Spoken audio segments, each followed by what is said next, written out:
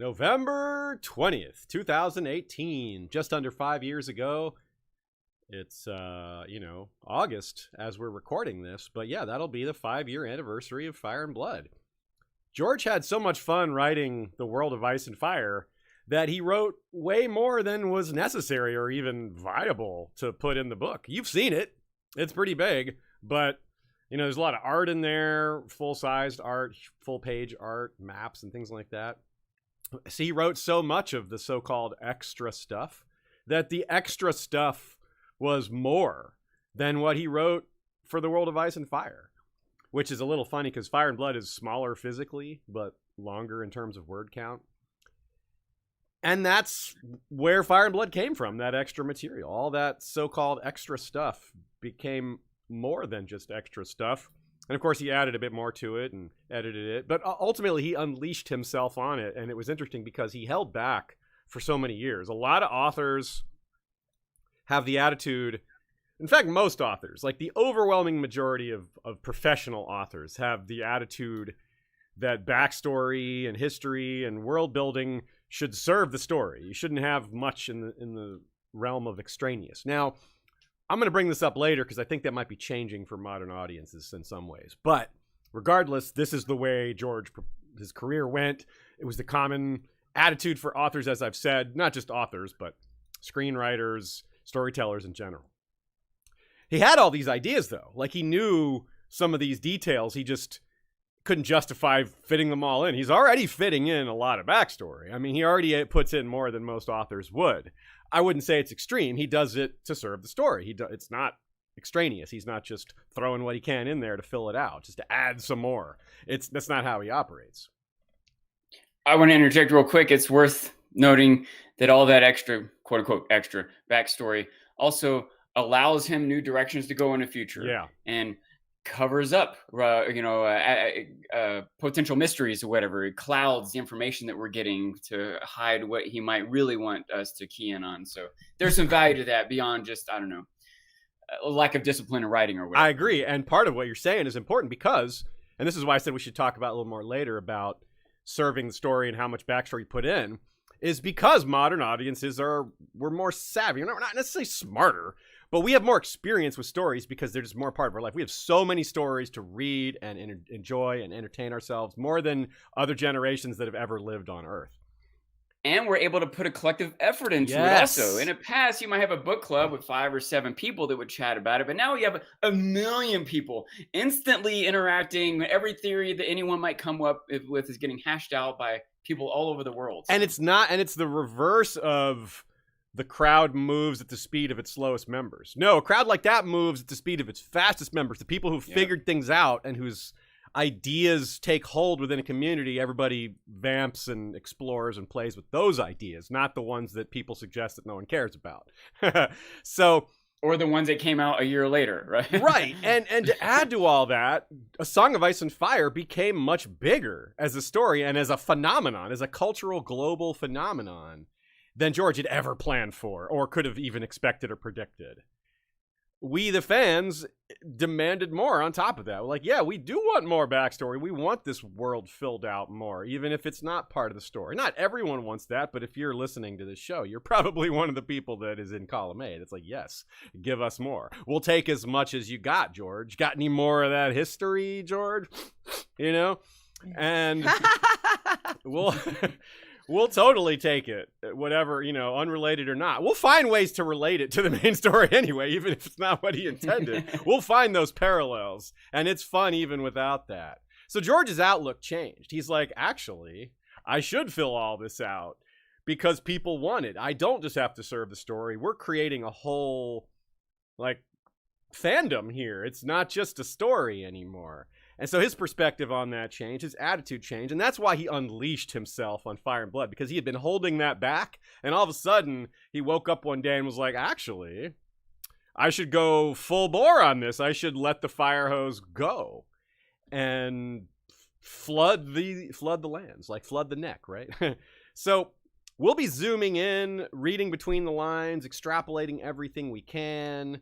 I'm so excited for this reread. We've had this 5 years almost to think about it. We had some great ideas when it first came out. We were flooded with all the newness of it, but having time to sit on it and think about it, new ideas for sure. We'll also be doing the opposite of reading between the lines and extrapolating. We'll be looking at the big picture, high-level angles, trying to look at the whole world, or at least all of Westeros.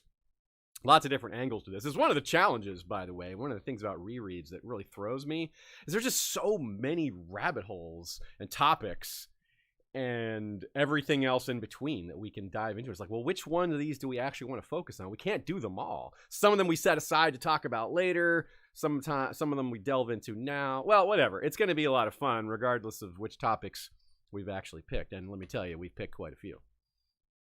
I feel the need to point out here, for me, this is just a read, right? Not a reread. I'm diving into it for the first time, so hopefully there's a few people out there that can relate to that experience, and hopefully I'll maybe have some new insights. Even if I have some ideas that are just completely wrong and I get corrected, maybe it will test why certain ideas are right or wrong. And I don't know if that makes any sense, but I hope that I get to bring a perspective to this that includes what you just said. Is I'm overwhelmed with the rabbit holes. Just reading through this, almost every paragraph, I'm like, I could spend an hour on just this, And that's a good segue, by the way. Yes, this is the last frontier of Sean's unsullied status. If you've been around with us for a while, you know that we started with Sean as a completely unsullied show watcher. He had not read any books. The show was new to him. Ever, not a single book. Not a book. No, He had I'm never read joking. any books at all. He was illiterate.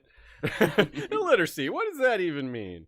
I learned to read from A Song of Ice and Fire. That's right. You started off right on the advanced like level. Davos. Yeah, exactly. Yeah, like Davos. You started with the song. You started with Westeros history as your history of the Aegon. Yeah, Aegon. Yeah. Can I offer you an Aegon in these trying times? So you learned how to read through A Song of Ice and Fire, and but you read the book since then. You've read The World of Ice and Fire, you've watched the show and the original show, and you've watched House of the Dragon Season 1, but you don't know what's coming. And I read Duncan Egg also. Yes. So you've read everything. Read Duncan Egg 2 or 3 times.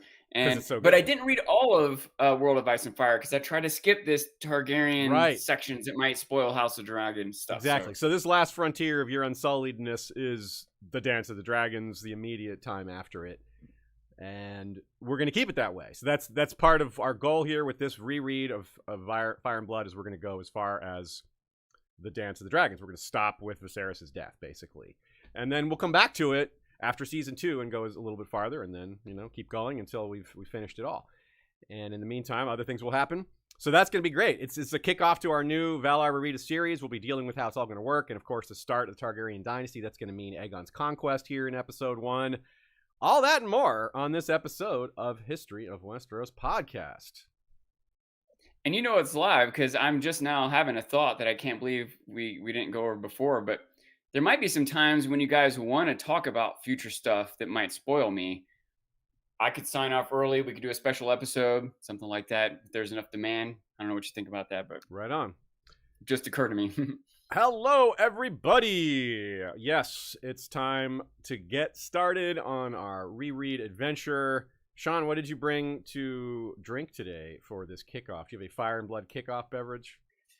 I wish it was a little deeper red. There's one of the naked drinks that's called Rainbow Machine, which is a much bloodier red looking color. But this is the berry protein mixed with wild and watermelon bang, which is back on stock now, and kiwi watermelon sparkling ice. Yeah, it looks it's like a good mix. Fire and old blood.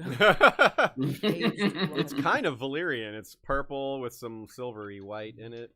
My thermos is much purplier than yours. So yes, we don't have the Fire and Blood. We don't have the red and black, but we do have the purple for their eyes. That's right. Yes. Does your thermos bring all the dragons to the yard? Well, it is very much purplier than mine. It is very strong coffee, so I don't know. I don't know how dragons feel about coffee or caffeine in general, but I feel like I bet they like a hot drink. If they did drink it, it would wake them up. Sometimes you need that when you're slumbering for months at a time, like an old dragon might. So yeah, this series has been planned for a while. You already know it by name. We've been saying Valar Rereadis since before it was actually a podcast series. It's just something we say to encourage it. The process of rereading is very rewarding in this world, and it helps you all enjoy our show more, I'd say. Throughout this episode, we will encounter topics that we've done full episodes on. Speaking of rabbit holes, some of those rabbit holes have been covered. We're obviously not going to overlap too much. We may point you in that direction. At the end of this episode, I will list episodes that were relevant to this one, and this list will be long this time, and probably a lot of times in Fire and Blood, because we're going to touch on so many topics, which enables us to revisit things we've talked about before, at least briefly, or at least point you in that direction. Also, at the end of the episode, will be the answer to this trivia question. What was, and still is, George R. R. Martin's nickname for Fire and Blood, as inspired by J.R.R. Tolkien? By the way, we just saw a clip of Brandon Sanderson, the author of Stormlight Archive, Mistborn, and just staggering amounts of other things. He's a real type A writer, where he and his podcast partner were talking about, they made a 4-tiered system, like 1 through 10 rating, that each author has a rating for, like their impact, their ability to write different types of stories, their just overall quality, and I forget what the 4th category was. And you have to be living still. And George was there. George was Brandon's number 1 because he gets a 10 in every category. And just hearing him talk about why George is good, like an author talking about why George is so good, is really interesting. So I posted it in our Discord, so I guess this is turning into a little shout out for our Discord. But mostly I just wanted y'all to appreciate another author just glowing about George and saying George is the best, like, current living author. No one affected fantasy the way he did with one single book since Tolkien. And Tolkien, of course, is not living, so that, given the way they framed it, it makes a lot of sense. Anyway, enough plugs for George. You all already know he's great. He probably wouldn't be here otherwise. So Fire and Blood, not as complex as A Song of Ice and Fire. Let's start with that, just some setup. It is complex in different ways. A good example is that we still have unreliable narrators, but it's a different kind of unreliable narrator. It's the same things that, like, a historian would put their own biases into something, or the things that they aren't witness to. Whereas when we're inside someone's head, we're subject to their internal biases and things that have nothing to do with writing a book, writing down an accurate take on what happened in the past. It's just a different approach. It's like your TV and radio have things in common, but there's pretty huge differences ultimately in how they're delivered, and let alone the technology behind them. In A Song of Ice and Fire, we read between the lines a lot. It's human POVs after all. They're fallible. George is hiding things from us. He doesn't want to give everything away at once. There's secrets he wants to hold on to. He also wants to tease things, so there is value in delving in and trying to see what he's trying to tease to us. Likewise, in terms of the world of Ice and Fire, we have some overlap in the historical style.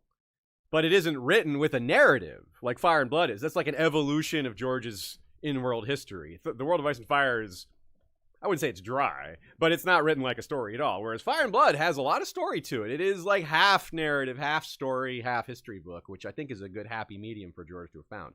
I remember when this book came out, that being a major point of comparison. A lot of people said that. That was an immediate reaction. It was like, this book is actually really fun to read. The World of Ice and Fire was more like people enjoyed the information in it, but it wasn't as enjoyable. It wasn't a page turner. It was like something you read a little bit at a time, maybe digest it, think about it, add it to your knowledge of the world.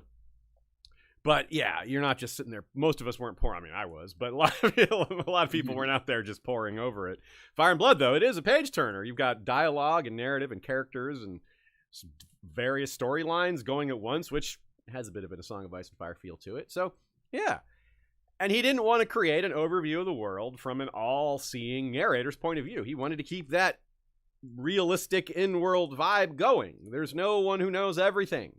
Even George himself, if you've read the beginning of it, see how it's dedicated, or if you've listened to it, it says that the book is by Archmaester Gildane, transcribed by George R. R. Martin. So he's really leaning into this vibe, and I love it. It's like, George found these old texts and transcribed them for us.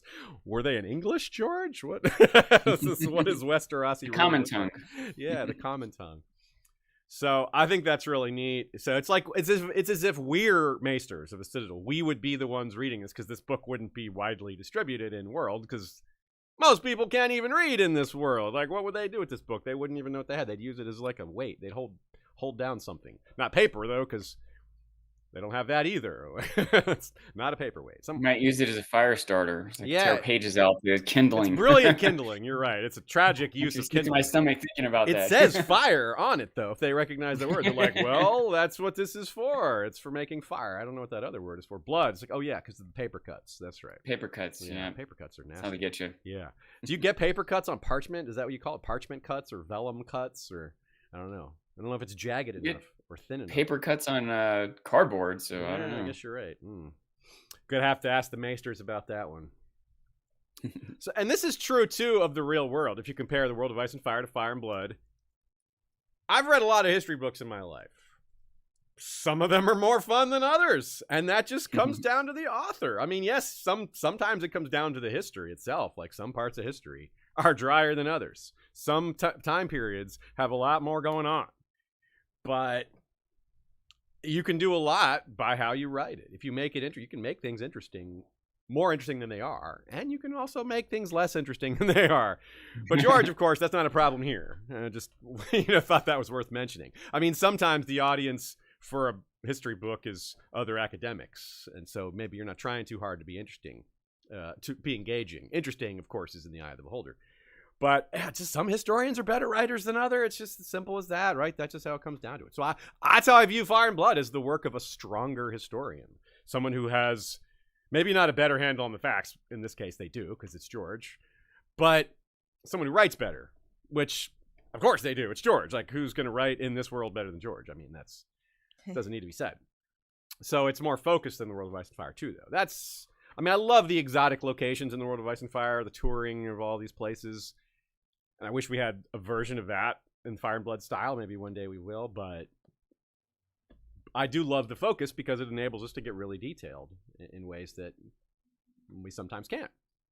So yeah, the world of Ice and Fire, Maester Yandel, Fire and Blood, Archmaester Gildain. In world, Gildain gave Yandel permission to use his work. So technically Fire and Blood predates the world of Ice and Fire in world, even though obviously in the real world, it's the opposite.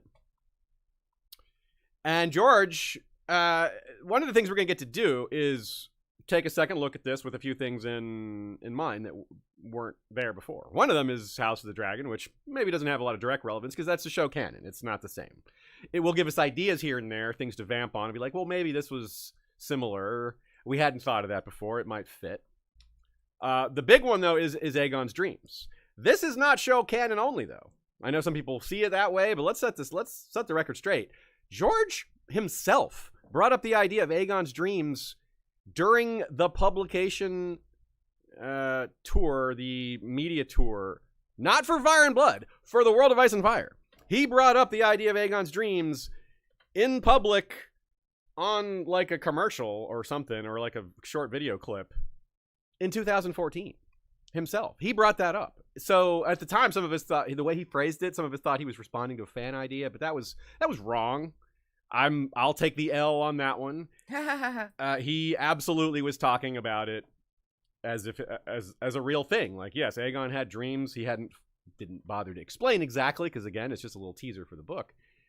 And there's nothing in the book that points directly to it. It's something we just have to think about that goes along it. So again, not show canon. You could call it semi-canon or not confirmed canon, because even though it comes from George, it's not in the book. I know some people, you draw the line as what's actually written in there. But what George says, some people wouldn't go that far. I do. If George says it, I count it, unless he changes his mind. And of course, that takes precedence. So, I was going to say earlier, talking about the idea of even George doesn't necessarily know all the quote unquote facts. Yeah. Because he's still writing it, and he's sort of gardening it as he goes, and he's leaving himself openings and hasn't made certain decisions. And so he could definitely have had an idea about the, Aegon's vision or whatever, but not had it fleshed out enough to include in all his writings. But it doesn't mean it wasn't there. And it's an extra benefit of his writings coming from certain perspectives, because those perspectives might have just not known, even though certain Targaryens did. And that's a way for George to wait to release this information, because he's releasing information through certain perspectives that don't include this knowledge. Yes. Because he doesn't have it yet. That's a very good point. When he figures out the knowledge for himself, then he'll find a way to get that perspective out to it. That's a great question just to ask. Will Dany learn that these dreams started with Aegon, or maybe even before him, but that this person who's so important in her history for founding the dynasty as it is today, will she learn about that? I don't know how she could, but it's not that difficult to... He could have written it down. She could discover have books. a dream of her own about the past. Yeah, right? Like, why not? Yeah. I also want to point out, I think you're talking about, I don't know, quote unquote, current Dany Targaryen, but Dany the Dreamer, everything you just said could apply to her too, right? Yes. And that's Aegon's like great grandmother. He would have heard of her. Obviously, like the reason they're all alive still is because of her. And you wonder, like, it's one of the many little rabbit holes. Like, what does Aegon and Viserion Rhaenys, like, what were they told about Valyria? Let alone what were they told about their great grandmother who had all these visions? And they have her book that she wrote all that stuff down, and that book is now lost, but it probably wasn't lost in their time. They probably still had it, you know? So they were raised on, like, flipping through the pages. Talk about a book to flip through when you're a kid. Like, The more I think about it, by the way, let me ask this. Do we know... Did she come to be known as Dany the Dreamer after the fact, or was she called Dany the Dreamer all along? I don't know. That's a good question. I'm guessing during, because they followed her dreams during her life. You know, I'm guessing they left the Valyria because of one of her dreams, and she was still alive for that and lived on after that. Like, she was fairly young. Like her dad was still the Lord when they moved. So my thought is, if she had lots of dreams and lots of visions, then probably a few other had come true before the doom. Absolutely. And they wouldn't because have trusted enough came true that's why they were so worried about the doom. But if she had enough to have a book and to have convinced them before the doom came, she might have had a bunch after the doom also, including whatever Aegon's vision was. So. I totally agree. It's a very compelling possibility. What other dreams did she have? And in between them, was Aegon the next dreamer down the line? I mean, they're, like we said, great grandmother, assuming I'm remembering that part right. But either way, there were several generations of Targaryens between Daenerys the Dreamer and Aegon. So other dreamers potentially between there as well seems not unlikely. Maybe not to the level of Daenerys, because she's such a famous dreamer. It had her, I mean, it was in her name. And, well, Duran the Dreamer kind of became Duran the Drunkard, but obviously we see how it's possible, and it can come in varying degrees of intensity. Some dreamers have lots of dreams. Some of them might just have a couple here and there, and we aren't entirely sure which is which. But yeah, I mean, then you have, like, I guess Viserys in the show, where you have the example of someone who, like, maybe had one dream their whole life and chased after that forevermore, right?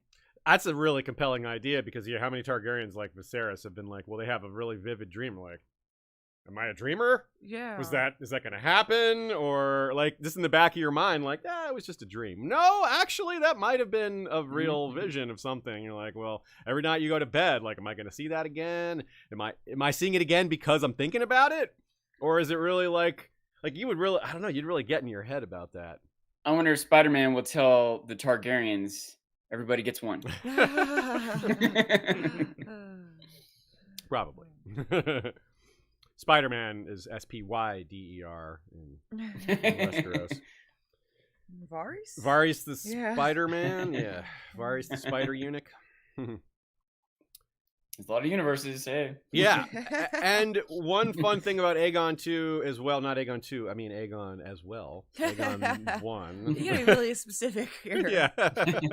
Is that we mentioned that Dany Targaryen, I mean Dany, Mother of Dragons, not Daenerys. So that's an important one, Sean. It's not Dany, it's Daenerys, not Dany. Okay. Okay. And they're similar, but not the same. We get to look at historical figures and compare them, like Dany and Aegon, a lot of comparisons, but also Stannis and Aegon, and Stannis and Dany. It's like a triangle of parallels there, and we'll be going through a lot of those today, and probably in future episodes as well. I just know for sure we have a lot of them today. As our pattern's going to be, we're going to have a little fun with how we do these episodes. In the past, including with regular Valar Rereadis for A Song of Ice and Fire, we've just had a certain amount we wanted to cover each time. We don't have that restriction on us this time. We're going to take as long as it takes to get through whatever material we're dealing with. If it takes us a couple episodes, it does. If it takes us one episode, it does. So ahead of time, it won't be fully clear what we're covering, but it'll be pretty clear because we'll know where we're at. We're going to know, okay, we're right at the beginning of Aegon's conquest now, and we got through this amount of it today. We'll be picking up where we left off next time. Which is also to say that the episodes will be renamed to indicate what we reach. Yeah. So when you listen to this on the podcast end, it won't just say Fire and Blood begins. It'll be Fire and Blood through whatever we decide. Yes. As I said before, we're going up to the death of Viserys I in this reread, so we don't know how many episodes that will take, given what I just said. That's more than half the book. I'm not sure y'all necessarily realize that. It's 14,000 words are in that book, and 7,700 of them are where we're covering through. It's a little bit shorter than the book of Game of Thrones, this book. It's a little over 26 hours. Game of Thrones is about 28 hours. We'll occasionally have an IRL historical diversion rooted in some kind of parallel as well. Not as much as we did for Valar Rereadis for the World of Ice and Fire, but we do enjoy doing that when it's appropriate. Most of our real world parallels will revolve around dragons. Yeah, exactly. The conquest in the World of Ice and Fire and Blood are almost the same, but we've never directly covered the conquest. When we did Valar Rereadis for the World of Ice and Fire, we skipped it. Aegon's reign is barely covered in the World of Ice and Fire and pretty heavily covered in Fire and Blood. So when we get to that, which is not too long after, we'll have that to talk about quite a bit. And, of course, we'll have the dream mixed in. So let's start. Our first quote, we're going to talk about what's the few years before the conquest, how it all got started. And here we go. Kick it off. The Maesters of the Citadel, who keep the histories of Westeros, have used Aegon's conquest as their touchstone for the past 300 years. Births, deaths, battles, and other events are dated either AC, after the conquest, or BC, before the conquest. True scholars know that such dating is far from precise. Aegon Targaryen's conquest of the Seven Kingdoms did not take place in a single day. More than 2 years passed between Aegon's landing and his Old Town coronation, and even then, the conquest remained incomplete, since Dorne remained unsubdued. True scholars. Yeah, he's really drawing a line in the sand there. Like, you're not a real scholar if you think this stuff is simple, these dating. I like how it immediately nerds out after this into the description of Dorne's resistance. It's like, and even then, the conquest remained incomplete since Dorne remains... Like, even the book can't help but go into rabbit hole. Like, we're trying to, like, deal with all these rabbit holes. The book itself is like, let's briefly talk about how Dorne remained unsubdued. We're trying to talk about the beginning of the conquest and the dating, and he's like, Dorne is really hard to conquer. A lot of different tries were made on this. Like, dude, stay on topic. No, I'm kidding. Don't stay on. Go wherever you want, actually. I like it. I had a couple of thoughts here, too. One, I want to point out, I think that's the first line, the first couple paragraphs of the book. Yes. Right. and I also very much appreciate, because that's how I approach things, too. Like, first, let's define what we're even talking about here. I have a tendency to lay the groundwork. Yeah. And the fact is that a lot of times historical events aren't so cut and dry. There's not just like one obvious date, like the difference between like when we declared independence and when the first shots were fired, and like in American history, and when the Constitution was written, and when the first president was. Those are all years and years apart from each other. On a smaller scale, I think about like in relationships, like your romantic relationships. A lot of people, like where you define when the relationship started. Is it your first kiss, your first date, when you said your boyfriend, girlfriend? When is your anniversary? Sometimes, Facebook official? Yeah, when you're Facebook, like a lot of people choose a day because they're like, well, this is just, maybe you could say this day, but this other month is better for us, so let's choose this as our anniversary. So yeah, it happens all the time. When Aegon changed his status to King of Westeros on Facebook, that's when it was official. It's like, started ruling Westeros.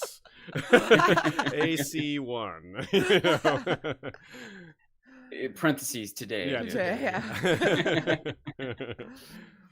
Another thought I had was, I know this quote pretty well, and several others. As I was reading through this, I was pretty familiar with it because we've used so many of these quotes in our other episodes. Yeah, many times I was recognizing very exact lines that were different contexts. I think the episode I said that I'll list the episodes that are good rabbit holes to follow if you want to stay immersed at the end of the episode. One that I need to state right from the beginning is Before the Dragons. We have one called Before the Dragons, and it really goes through what was going on in each of the various kingdoms right before the conquest. So that's super relevant to this one, and I'm trying to avoid overlap on that. But of course, there'll be a little bit, but not too much. So that's a great one to go to if you want to really get even more basis for what was going on in this timeline.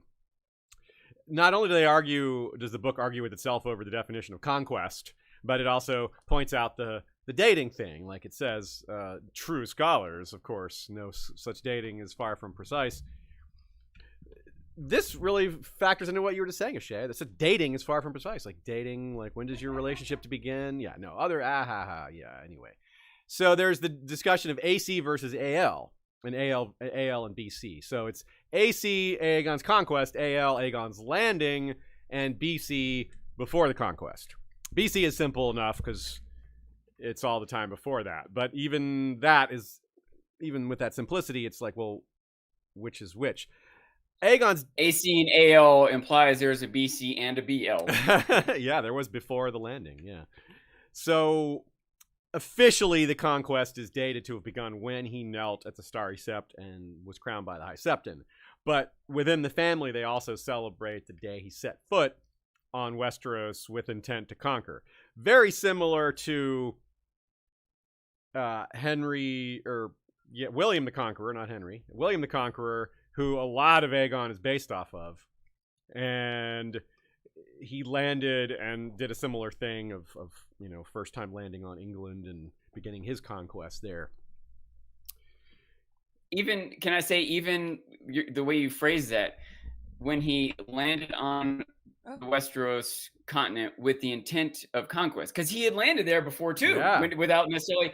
But he may have even had the intent in conquest in those times, but hadn't announced it yet. So there's still difficulties in really exactly saying what the date is. Yeah, and I really wonder about that. When did the idea come to him? When was it like, all right, I'm going to conquer Westeros? When did he decide? When was it just like, I could do that, or maybe I could do that? When was it like, I'm going to do that? When he had a dream? Yeah, maybe? It might have been the dream. That's a good question. What came first? His ambition or his dream? Was he an ambitious guy that realized it was all there and then he had this dream, then he was like, now I also have a justification? Or was it a little of both? Was it sort of coming on at the same time? Well, you ran a poll, right, Aziz? I did run a poll on our YouTube page, and most people think the dream came first. It's hard to say they came at the exact same time. I didn't leave an option for both because it's hard to say they would both be at the exact same time. So I wanted people to decide. It's too easy to say both. And yeah, it's a really compelling question. Like, was he when he was a teenager? Was it an idea within his family prior? Like, if other people had this dream, were they like, yeah, but we just can't do it. Like, we don't have the means to pull it off. Aegon may have realized finally the conditions were there, or maybe he's the one that finally just had the chutzpah, the strength, the desire, the drive, the bravery to actually do it. Or even maybe I don't know what word to use, intellect? Maybe. To put a plan together. Yeah. The realization, the gathering of knowledge of like, okay, these are the different kingdoms. These are their leaders. This is what they need. Here's where I should start. This is what I can expect from the different ones. He might have like properly plotted it all out beyond just like, let's attack everyone with dragons. He might have thought about how the politics will play out, how religion will be a factor, the distances that people need to travel. He might have had a logistical mind to realize how to enact this plan. You're right. And we're going to see echoes of how that might have been part of his planning as we deal with these individual kingdoms. Because you're right, the political situation is very interesting. The timing is very interesting. And it might have been like a Rhaegar thing. Like Rhaegar was like, well, it seems I must be a warrior, and his whole life changed. Like his life arc changed. He put himself on a different path because he thought he was some sort of prophetic chosen one, and then later he's like, actually, it's my kid. All right, well, that changes things. Like Aegon probably didn't think he was going to be the one to face the coming darkness, because it seems like his dream, the way it's framed, it was coming, but it was in the future. And so his dream might have been more like, get this whole ball rolling. You're not going to be the guy to face it, but you're a crucial starting point. So is that what he dreamt, or did he think that he was going to be the one to also do it? I don't think his life actions don't really indicate he's the one who thought he would be the one to face that winter. Like he barely Like, he only went to Winterfell once. He didn't go to the Wall, even, like, personally. So it doesn't really line up that way. So I think we have to assume the dream told him it was coming, but maybe somehow he was able to perceive that it would be a while from now. You just stirred a new thought in me. I was already thinking about the potential Rhaegar parallel, right? Yeah. But then you made me start thinking about the Stannis parallel. He made a similar shift. He was sort of content in his life station, but suddenly felt like, no, I have to do something bigger. Yes. And that also made me think, well, but he didn't have a dream. Melisandre, someone else is telling him this is your destiny. Maybe that happened with Aegon too. Maybe Visenya had a dream and told him this is what you need to do. And he didn't go to the Wall, but who did go to the Wall? Didn't one of his sisters fly to the Wall and wasn't able to? No, that was Alysanne. That was a generation later. Yeah, that was a few generations later, but that did happen. Okay. And that's really interesting. Yeah. So you're not wrong. That example still fits. Not quite as tightly, but it's still really good. Yeah, and that's a good point. And maybe Aegon had the dream, but Visenya interpreted. Like, he explained what happened, and then she's like, "Oh, that's what this means," and he's like, "Oh," like something like that. Like, so he lays the dream out. Other people help him interpret it and encourage him a certain way. Which you're totally right, Sean. To be like, yeah, Melisandre is the one that's pushing Stannis, and we should use that as a potential model for what might happen. Yeah, maybe Aegon was encouraged by Visenya, Rhaenys, someone else, Orys Baratheon, other people, his Maester. I don't know, So it might have been pushing Rhaegar too. Yeah, absolutely. And it could be from within the dreams. It could be from someone in person. It could be multiple individuals. It's interesting too that with AC and AL and BC, we have the same thing in real life, and with almost the same letters. There's also a BC, right? It's the same. It's not before the conquest. It's before Christ. And AD is Anno Domini, right? Now, that's falling out of favor for a couple of reasons. You don't see BC and AD nearly as much. One reason is people like modern historians are trying to do something that's not religious. It's like removing Christ from the equation because not that they're denying that there was a Christ, but obviously there's lots of details about that being's life that are disputed. Yeah, that's why they switched to the Common Era. Yeah, so Common Era and Huge before swaths of the human raised population with. have no idea of his existence. Why are they basing their years around Exactly. him? So, and even accepting that Jesus was a person, which I certainly do, there's not much doubt that he lived. We don't know when he was born. Like, we don't actually know his birth date. Like, people have had fun with it. The way we read into A Song of Ice and Fire, looking at details, people have done that with the Bible. It's like, well, the star that was in the sky when Jesus was born, well, you can kind of extrapolate a little something from that based on, like, celestial events like that were recorded in ancient times. People didn't just like, oh, there's another star going across the sky. No, that people would write that down and like, oh, the star on this day.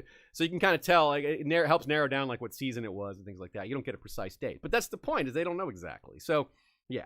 And now we have a whole new BC in modern times, which is before COVID, which is anything like when I pieced it together as if it was some trick. Like, how long ago was Fire and Blood? 5 years ago, right? Almost 5 years ago. It's like, it seems like longer because of COVID. That's why. It's not because of anything within the fandom that makes it seem longer. It's just because of COVID.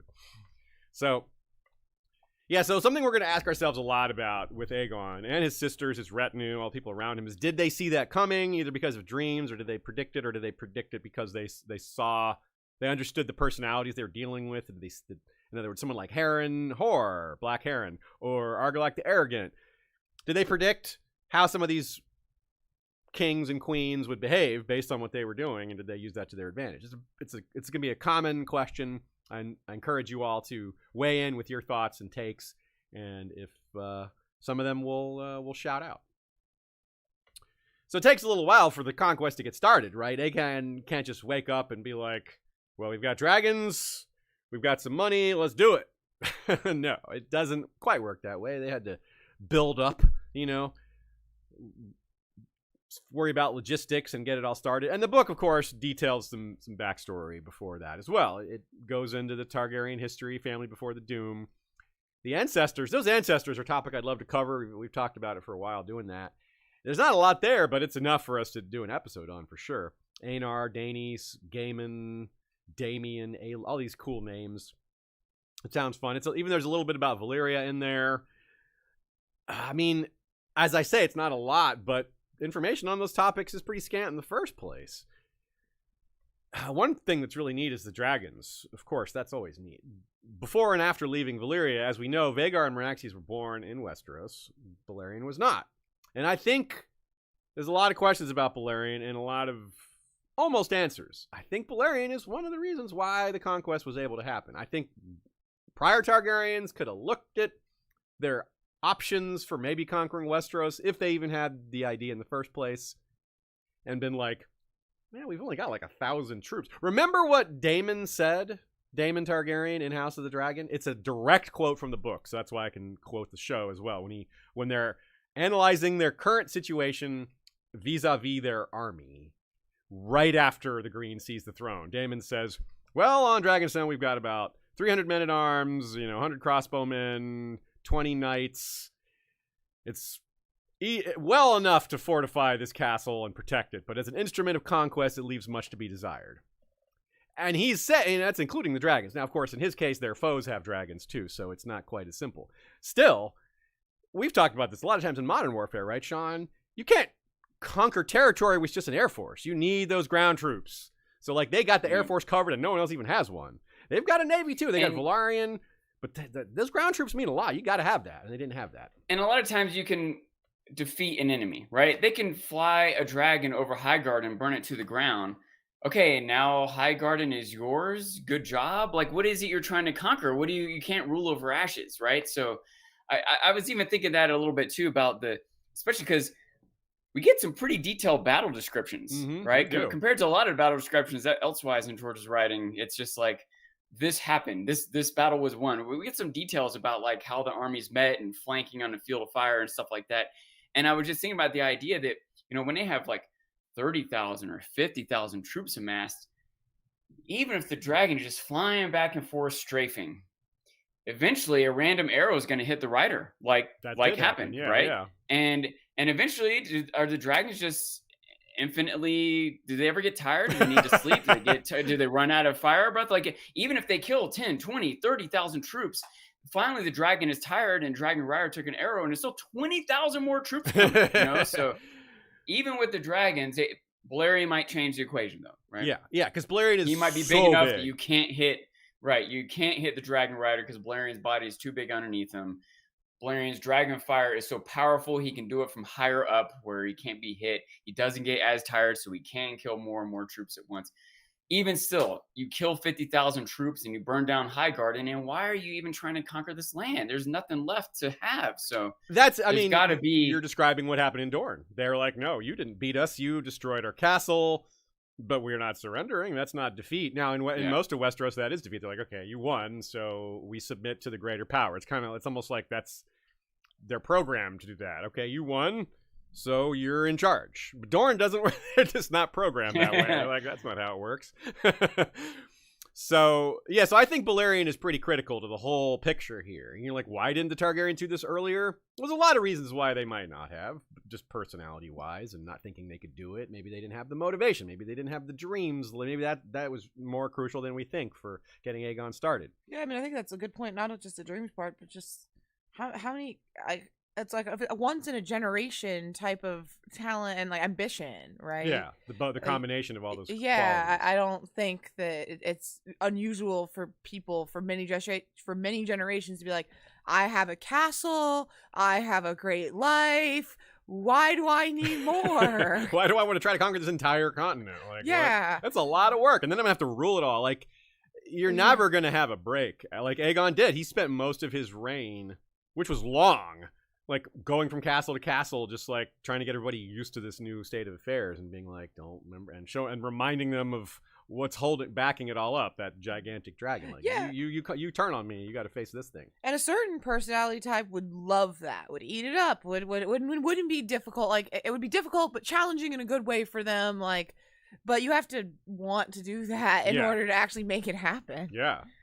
So I do think Aegon probably had some, in terms of the ambition versus the dream, I feel like he had to have the core of ambition I in agree. there. The dream's too. not enough. I agree. don't Like think the dream so. is not enough. You're totally right. Like that's people don't act on dreams alone. Like if all of us acted on all our dreams, we'd all have accomplished a lot. And I more. guess my question would be, I mean, we'll get into this a little bit later, but like, you know, with Aegon turning to Essos first, right? The question is whether he'd had that dream before he turned to Essos, or if that is what changed his perspective. Because I feel like that speaks to him just kind of having war on the brain. It may have also shown him, or like really nailed down what Valyrian was capable of. Like Valyrian, they were like, damn, that dragon is huge, but until you send him into a battle, you don't exactly know. You're not like, wow, he incinerated an entire ship or an entire fleet in seconds. And it's just like, until you see that actually happen, even as his rider, like the sheer power that you must feel being able to do that versus just thinking you can do it. Like actually setting all these ships on fire, and what would that do? How would that go to your head? Be like, I'm the king of the world, you know, like no one can do this. No one can get on top of this dragon and command it to do this but me. I am superior to everyone. You know, like that's kind of stuff that might pop in your head if you're literally in that position. I got a couple thoughts stirred in me right now, and we've made the parallel to dragons and nuclear weapons a lot, and Oppenheimer just came out recently. Mm-hmm. Just scientists that had this theoretical idea of the type of bomb you could make by splitting an atom.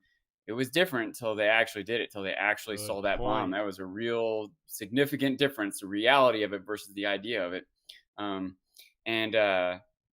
Also, just thinking about your point, Shay, that you had to have this once-in-a-generation moment of having someone with both the ambition and the dream and the Valyrian. And I think even beyond that, you still needed to have the support of the people around you, right? He had to have his sisters and their dragons, and right. And so you needed to have... even someone that has a lot of drive and ambition, sometimes if the people around them aren't helping out, they still can't quite, or never mind working against them, or torn with other obligations. What if he did still have to like pay some tribute to Valyria back home or something like that? But he had the combination of the dream, the dragons, the ambition, the support, the focus, etc. So 4 unnamed dragons had died before Valyrian that had come over from Valyria.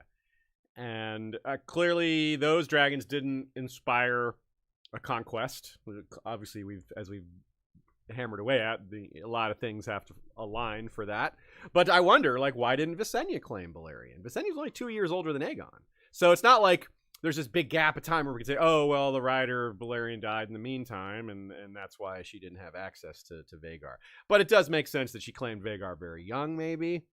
On the other hand, or that she had a dream that her brother was supposed to get Valyrian. You never know. Yeah, but it's a curiosity. There's some pretty straightforward answers, but it definitely veers into some interesting territory. It's possible. I mean, I just want to throw out there's possible that sometimes you just have a better bond with a dragon. You just vibe with that dragon. You like the colors. You like sometimes there's just it's just that simple. I don't know. You like one more. That's a good point. Yeah, I mean, like Viserys, from House of the Dragon, he bonded with Valyrian, but wasn't really into riding. And then his dragon died, and he didn't really want to get another one. He's like, I don't need another dragon. He wasn't really into dragons in general, I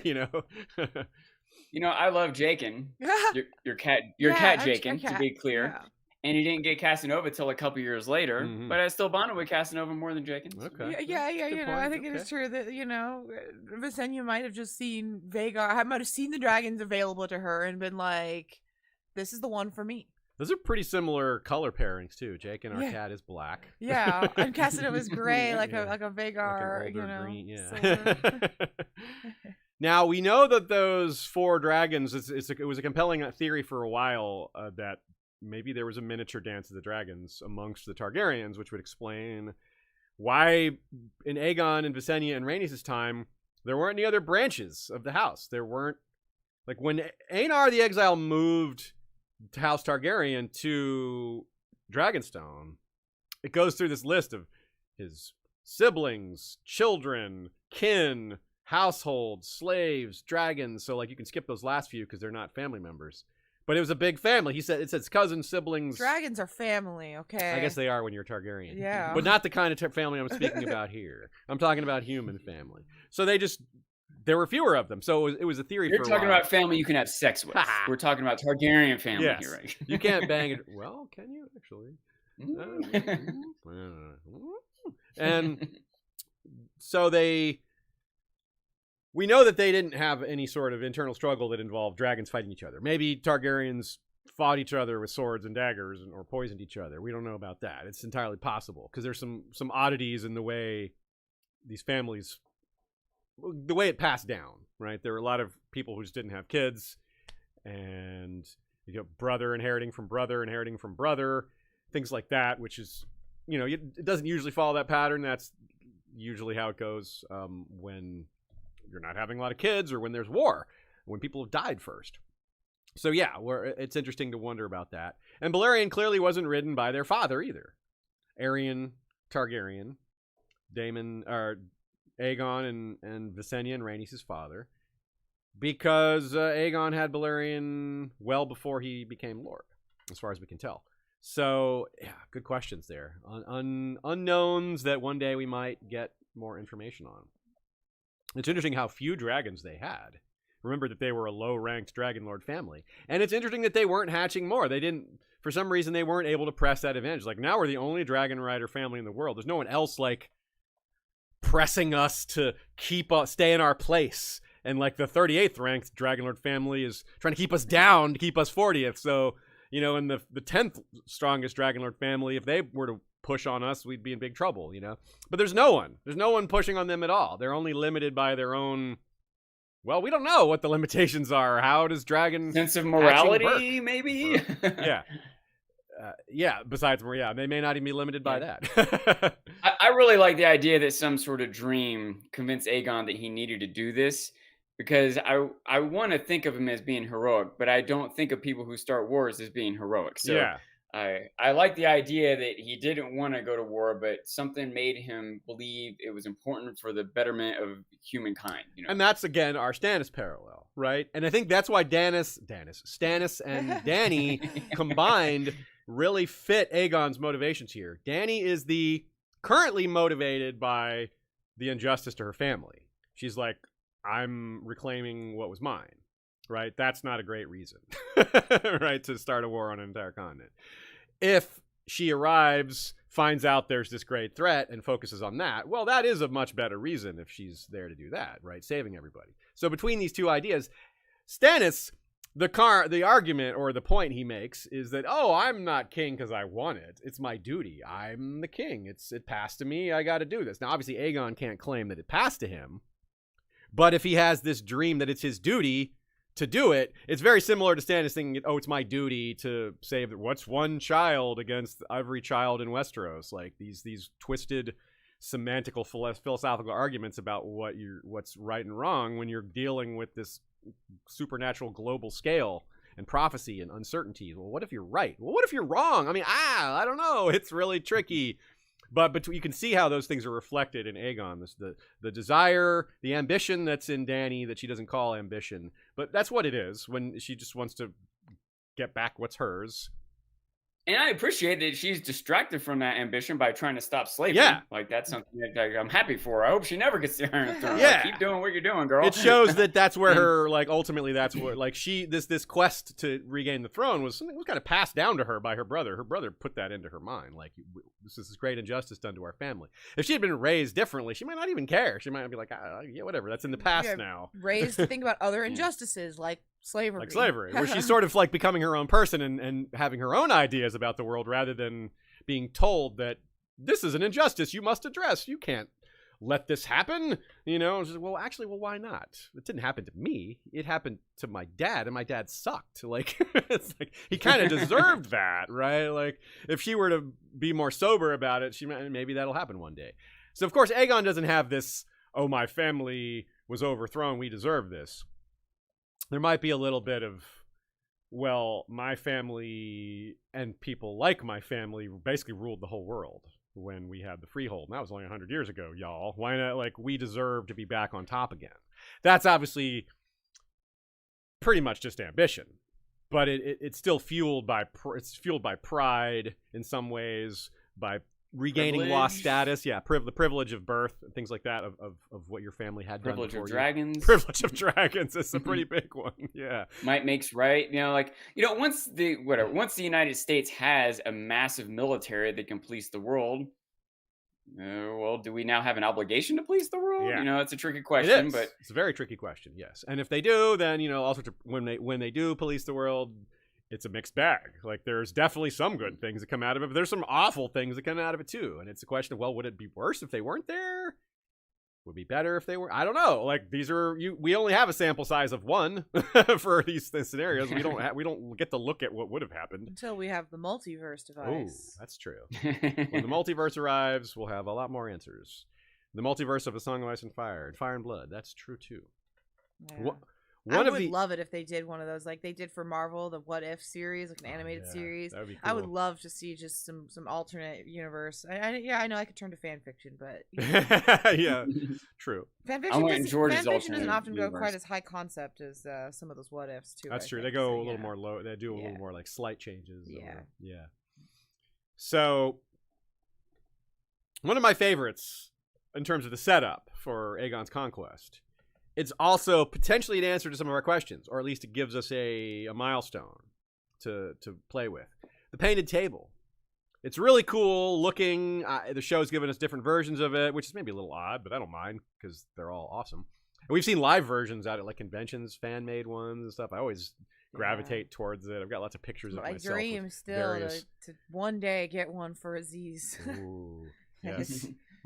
We'll have to do a lot better with our show to be able to afford that. But hey, goals, y'all, goals. So, I mean, I love maps in general, but this is more than a map. It's like it's a table map. And Aegon, well, when he had it made, it was well in advance of the conquest. So he had to have been thinking about it. It was probably just one day he woke up and like, you know what, I want a whole map of Westeros. No, it was probably part of that burgeoning ambition / plan. Well, first I got to get an idea what I'm dealing with. That's why he did a little bit of traveling, went to different places. We hear he went to Lannisport, the Arbor, Old Town, and obviously he'd been to Essos to fight against the pretensions of Volantis. So he'd been around a bit, more so than probably a lot of his ancestors had been for a while. They may have been somewhat rooted in Dragonstone, and like you said, just enjoying their wealth and prestige and not doing much else about it. Yeah, I find it a nice comparison to Viserys, actually. Well, yeah. Just that I feel that they both have kind of a hobby. I mean, I feel like it says that, like the quote I'm about to read, he talks about how it was, carved and decorated at his behest. So I feel like he had some involvement in like make it prettier, dude. Like, I feel like he was into it. As it were. I imagine that as he went to different spots, he would find map makers, maybe the best map makers, and ask them to come back and help him make this carved table. Ooh, I like that idea. And the thing that would motivate them to do it is they get to fly back on Valyrian and see the world. Imagine what a map maker getting to look down at the world and have the real perspective of it. We certainly have precedent for dragon riders taking up a single passenger. That's it. Only one. In the show, and I'm not talking about the show, which also that happened in, but it happened in Jaehaerys' time, so it's entirely possible. That would make sense. Like, you want to get a good map of the world, get that overhead view. That's a great. I never thought of that. That's a great idea. Yeah, imagine what a world-changing event, what a dream it would have been, for a map maker or even an average person, I suppose. But another thought I have is that I think that the painted table is another example of like, I don't know, an exaggeration. I want to believe it's an exaggeration. I think that I don't even know if George realized what he's saying when he said it's a 50-foot table. That's half a football field. Like, what room is that fitting in? How long would it? You can't see the other end of it. Like, it's not. For planning purposes, it's a little unwieldy. I think it's 15. I think someone misheard 50 for 15. George is known for making things too big. The wall, the throne. It did say he transcribed this. I think he just misinterpreted 50 for 15. He was listening to the audiobook too. Here at 50 and 15, yeah. Well, let's have the quote now, the painted table quote. A common myth, oft heard amongst the ignorant, claims that Aegon Targaryen had never set foot upon the soil of Westeros until the day he set sail to conquer it. But this cannot be truth. Years before that sailing, The painted table had been carved and decorated at Lord Aegon's command. A massive slab of wood, some 50 feet long, carved in the shape of Westeros, and painted to show all the woods and rivers and towns and castles of the Seven Kingdoms. Plainly, Aegon's interest in Westeros long predated the events that drove him to war. Yeah, and I think he was Lord when he had this made. It says decorated at Lord Aegon's command, so like unless they're just being sloppy with that, I mean, he would have been called Lord by courtesy before he was officially Lord of Dragonstone. But we can assume this was after his father died. But it may have been an idea he had when he was younger, when his father was still alive, and his father was like, I don't want to do that. But I totally agree with you, Sean. Like, picturing it on the show, it ain't 50 feet long. But 15, yeah, it might be 15. It might be a little more than 15. But closer to 15 what they than went 50. with in the show is not a change that I'm unhappy with. I feel like that size that they did seems like functional. the throne. It's too big. Like, it's just too big. You can't fit They that on a camera. Could not have shown. They literally could not have shown a 50-foot table on a show. Yeah. They literally couldn't have shown it. Yeah, it's too big. It's too big to fit in the frame. Yes, which is exactly the same argument for the throne. It was too big to do that way. So yeah, plainly indeed, it says plainly Aegon's interest in Westeros long predated the events that drove him to war. So yeah, I really wonder, like, how much attention did he have paid to like having the wall done just right, and how much of an interest was that to him at that point, or was he just really focused on, okay, that's going to be a challenge for my descendants. My goal, my job, is to get this realm all situated so that my descendants can have it ready for the eventual darkness, which he probably still perceived as a long way off. Because again, I really can't see any other way to look at it. Aegon's actions just do not indicate that he thought this would be an imminent problem, but still one to get ahead of, and he was still the man to do it, which is why you got to put a healthy dose of ambition into this character profile. Because, yeah, like, how much could he have really known? And again, was he really the only one who had this dream first? Or at all? Here's another description of the painted table, a discussion from A Song of Ice and Fire. Very relevant here. Stannis touched the painted table. Look at it, Onion Knight. My realm, by rights. My Westeros. He swept a hand across it. This talk of 7 kingdoms is a folly. Aegon saw that 300 years ago... I want to reset. This talk of 7 kingdoms is a folly. Aegon saw that 300 years ago when he stood where we are standing. They painted this table at his command. Rivers and bays they painted, hills and mountains, castles and cities and market towns, lakes and swamps and forests. But no borders. It is all one. One realm for one king to rule alone. One king, agreed Davos. One king means peace. One king does mean peace. I mean, in terms of the ethical argument for conquering, things did get a lot more peaceful after the conquest. There was a lot less war from north to south, from east to west, all in between.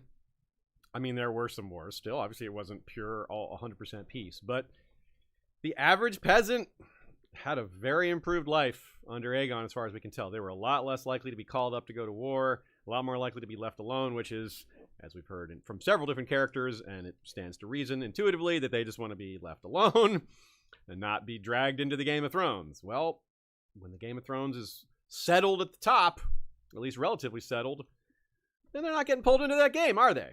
So yeah, I mean, it's a tough call, but difficult.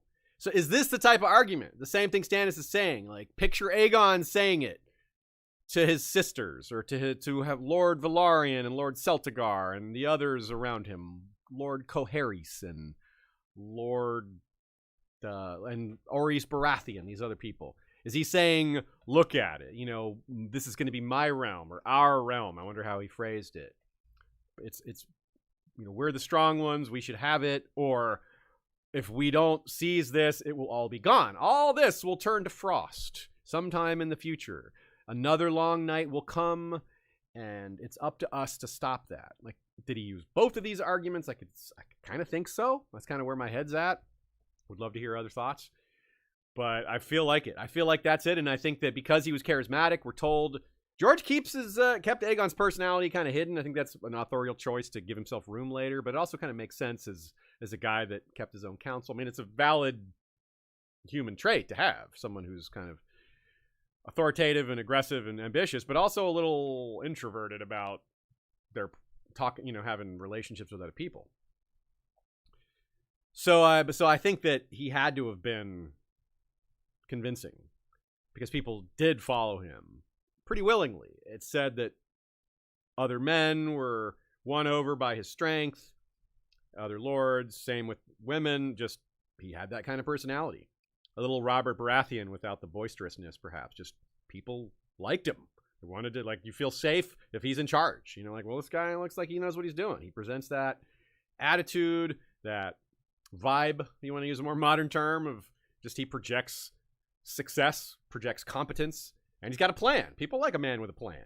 People like a woman with a plan. People like a plan, if it's a good plan. And especially if it's a plan that, if it works, is going to do good things for them, And in particular, I wonder about his sisters. What did they think of his dreams? Were they, instantly bought in? Was it the case where they were pushing him? No, you got to follow your dreams? Or was he dragging them into it?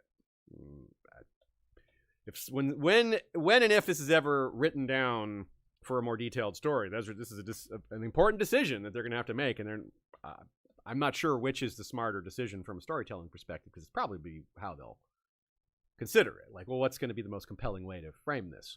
But for now, we get to think about it in our headcanon and wonder about these possibilities. Here's another quote that helps us kind of understand maybe why, and from another angle, why prior Targaryens and Valyrians didn't take Westeros. Something that we haven't mentioned yet that is definitely worth bringing up. The wealth of the Westerlands was matched in ancient times with the hunger of the freehold of Valyria for precious metals, yet there seems no evidence that the Dragon Lords ever made contact with the Lords of the Rock, Casterly, or Lannister.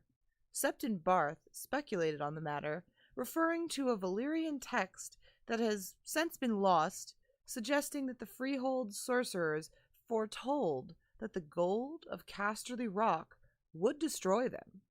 Archmaester Periston has put forward a different, more plausible speculation, suggesting that the Valyrians had, in ancient days, reached as far as Oldtown, but suffered some great reverse or tragedy there that caused them to shun all of Westeros thereafter. So in addition to just not being ambitious or motivated enough, or not having a dragon they thought was sufficient to pull off a conquest, or not having the proper dreams behind it, maybe even, you just didn't want to do it because of this prophecy that told them that it would cause their own doom. Arguably, that's what happened. They might look back on the doom and be like, well, clearly these things can happen. The entire doom of a multiple thousands-year-old empire of sorts can end. Well, then we got to take these things seriously. And because it would have been much easier for them than it is for Aegon. We can't look at it as oh, well, they just didn't want to. They just couldn't. Well, maybe they didn't want to, but the whole they couldn't is ridiculous. They didn't have this manpower problem that Aegon and his family had at the time. It was before the doom. They had infinite manpower, if you want to look at it that way. So it wasn't you can't say, oh, well, it just wasn't feasible. It was absolutely feasible for Valyria to conquer Westeros. It would have been maybe even easier than some of their prior conquests. It probably would have been easier than the Rhoynar in some ways. And if it got bad, well, just unleash all the dragons. They had at least 300 dragons on the Rhoynish people at one point. Imagine just 50. Just send 50 to Westeros. It's over. Westeros would be like, we're done. We cannot possibly fight against this. When did they take over the Rhoynar people? Sort of. They defeated them. They sent a bunch of dragons, killed a bunch of them, but they didn't really take over, right?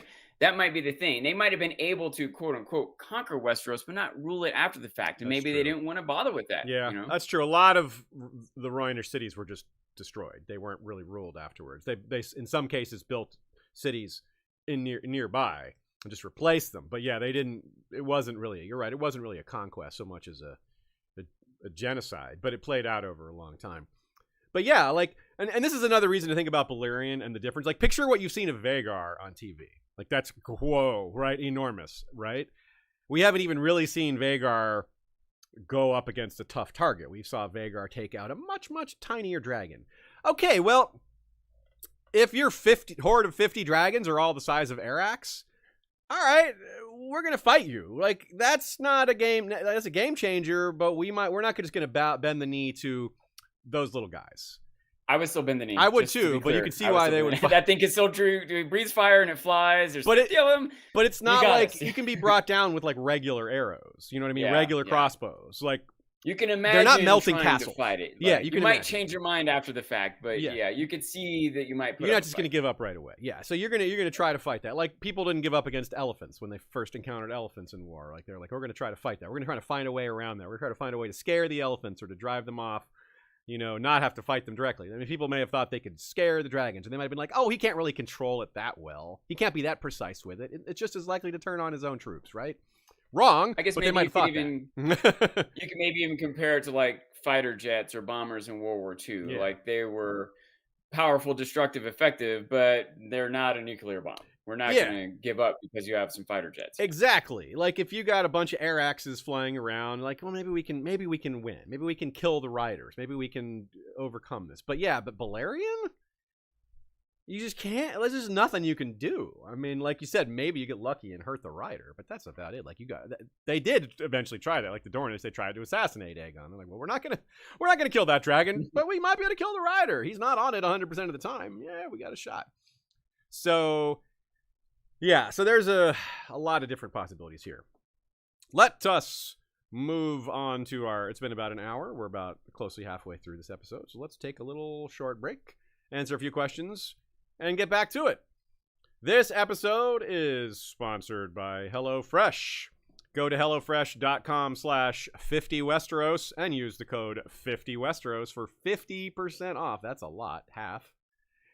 Plus free shipping. So in a sense, it's more than 50% off.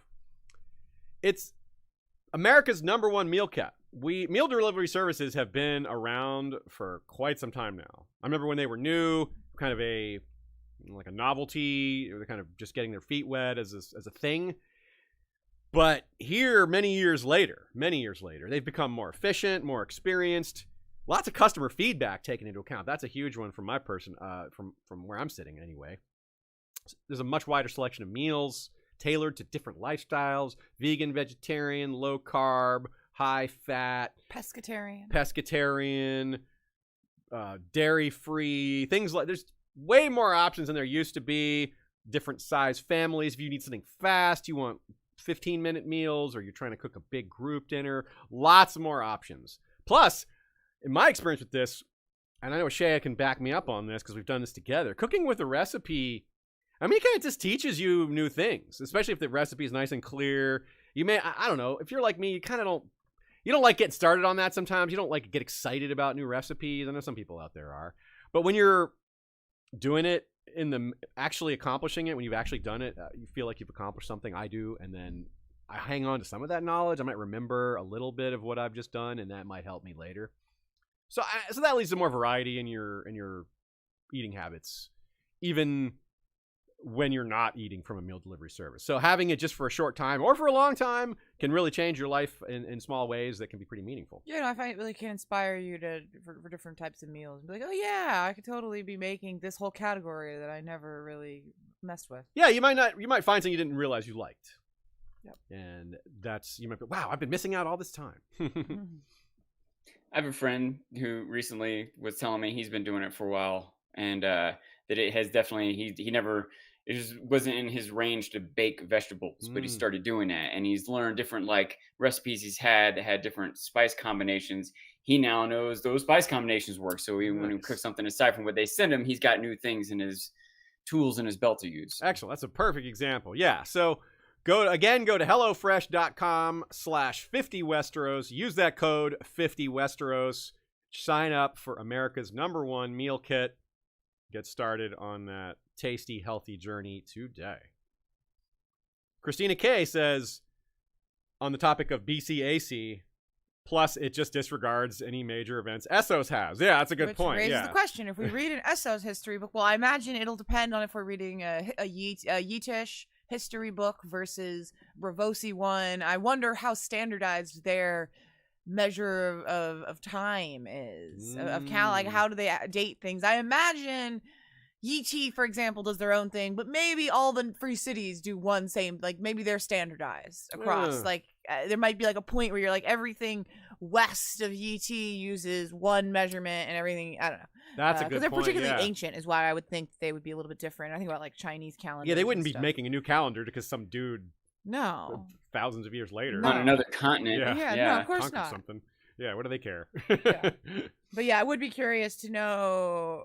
I like the idea that Bravos, like, they like once the Doom happened, they go before and after Doom. That's what matters. Bravo's to like, them. yeah, we like that one. That's a good one. Yeah.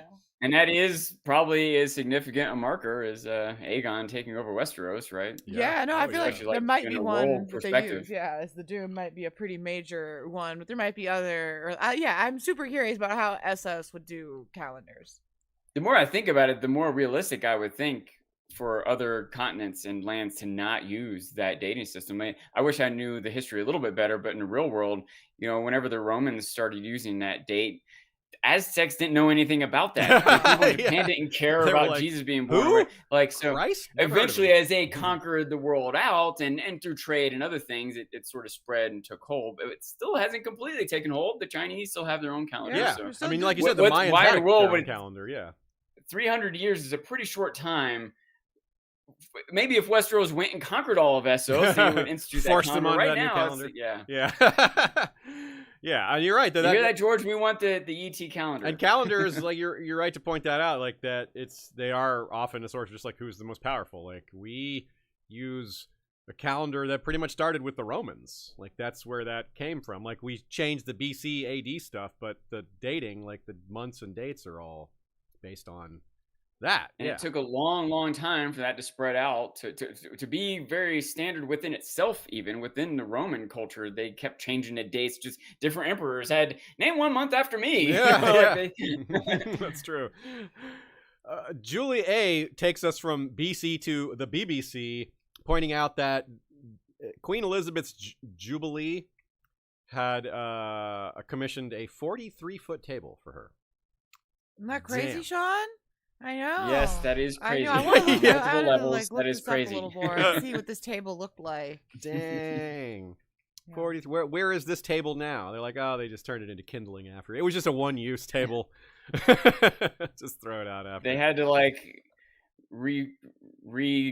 what's the word? Refurbish, reestablish a whole soccer stadium to put this table into. They don't have soccer games in this stadium anymore. They have dinner. Dornish Dame says, as much as I find the theory Aegon didn't father Aenys or Maegor interesting, I wonder if also wedding Rhaenys came from the knowledge/belief that her line would be the one to eventually fight the others. Yeah, that's an interesting point. Like, did Aegon's dream include specifics like that? It was just like, oh, the Targaryens need to be on the throne to fight this evil, this darkness. Or is it more specific? Is it like, well, it's going to pass through a particular one of your sister wives? Maybe that could explain some of Visenya's actions later, if she didn't believe in that, or if she saw it differently, or yeah, because obviously these two branches do collide later, and it's pretty bloody and gruesome. And when we get there, we'll talk about how the dreams might factor into causing some panic or causing some people to feel it was necessary. So very good point there by Dornish Dame. As often, Dornish Dame has great points. Also, Lolotov sends a super chat and says, do you miss anything with the audio of Fire and Blood, maps, etc.? Yeah, you do miss a little bit, but those things are in the audio. Like, you can, they're there. There's a big PDF attached to the audio that you can see. Now, it's not going to be a lot of art. popping up right at the right time. There's a lot of black and white art throughout the book. The book does have a lot of art, and there are some maps. I'm not sure if all the art is in the PDF. I think it might be. I think it is. I think it would is, be, yeah. And the maps are certainly there. So it should be there. If you're listening to the audio version, then be aware of that. And if you don't have the audio version, well, you can go to our website, and we've got links for you to buy it. And you'd be supporting the show a little bit by following those links to do so. Can I historyofwesteros.com. Can I say in the chat, people are sharing different years it is in different cultures, you know? Oh, like, for example, awesome. The Couch Stallion says in Thailand it's the year 2566. Oh, nice. It's the future. Yeah, Lolatov says it's Hebrew year 5783. Oh, it's which the is past. which is where biblical literalists get the 6,000 years mark. That's the start of their calendar. It's about almost 6,000 years. Very cool. And then of course, Chinese people have different calendars as well. So yeah. There are probably, I wonder how many total like dates there are. It's probably untraceable because there's so many like small cultures that there's only, not that many people who are still living in that culture, but they might have those records somewhere. Yeah, there's got to be. I'm curious what the youngest infinite calendar, what's the smallest year? What's the smallest year? Yeah, that's all of these are farther ahead. They're not. They're like it's 1 minute old. I just made it. No, I just made one. It's even younger. I made another one. Oh no! I made 2 more. Oh, dang it! Nothing I can do about that. You got me. Yeah, you guys can keep the spiral going on for a long time. You can make 3 more, but I don't think you're good enough. So. I'm not. You're totally right. Yeah. So another point here about the audiobook. If you guys are experienced listeners and you hadn't listened to Fire and Blood before, you may be like, who is this guy? It's not Roy Dotrice. Yes, of course, unfortunately, Roy Dotrice is passed, so he couldn't read Fire and Blood.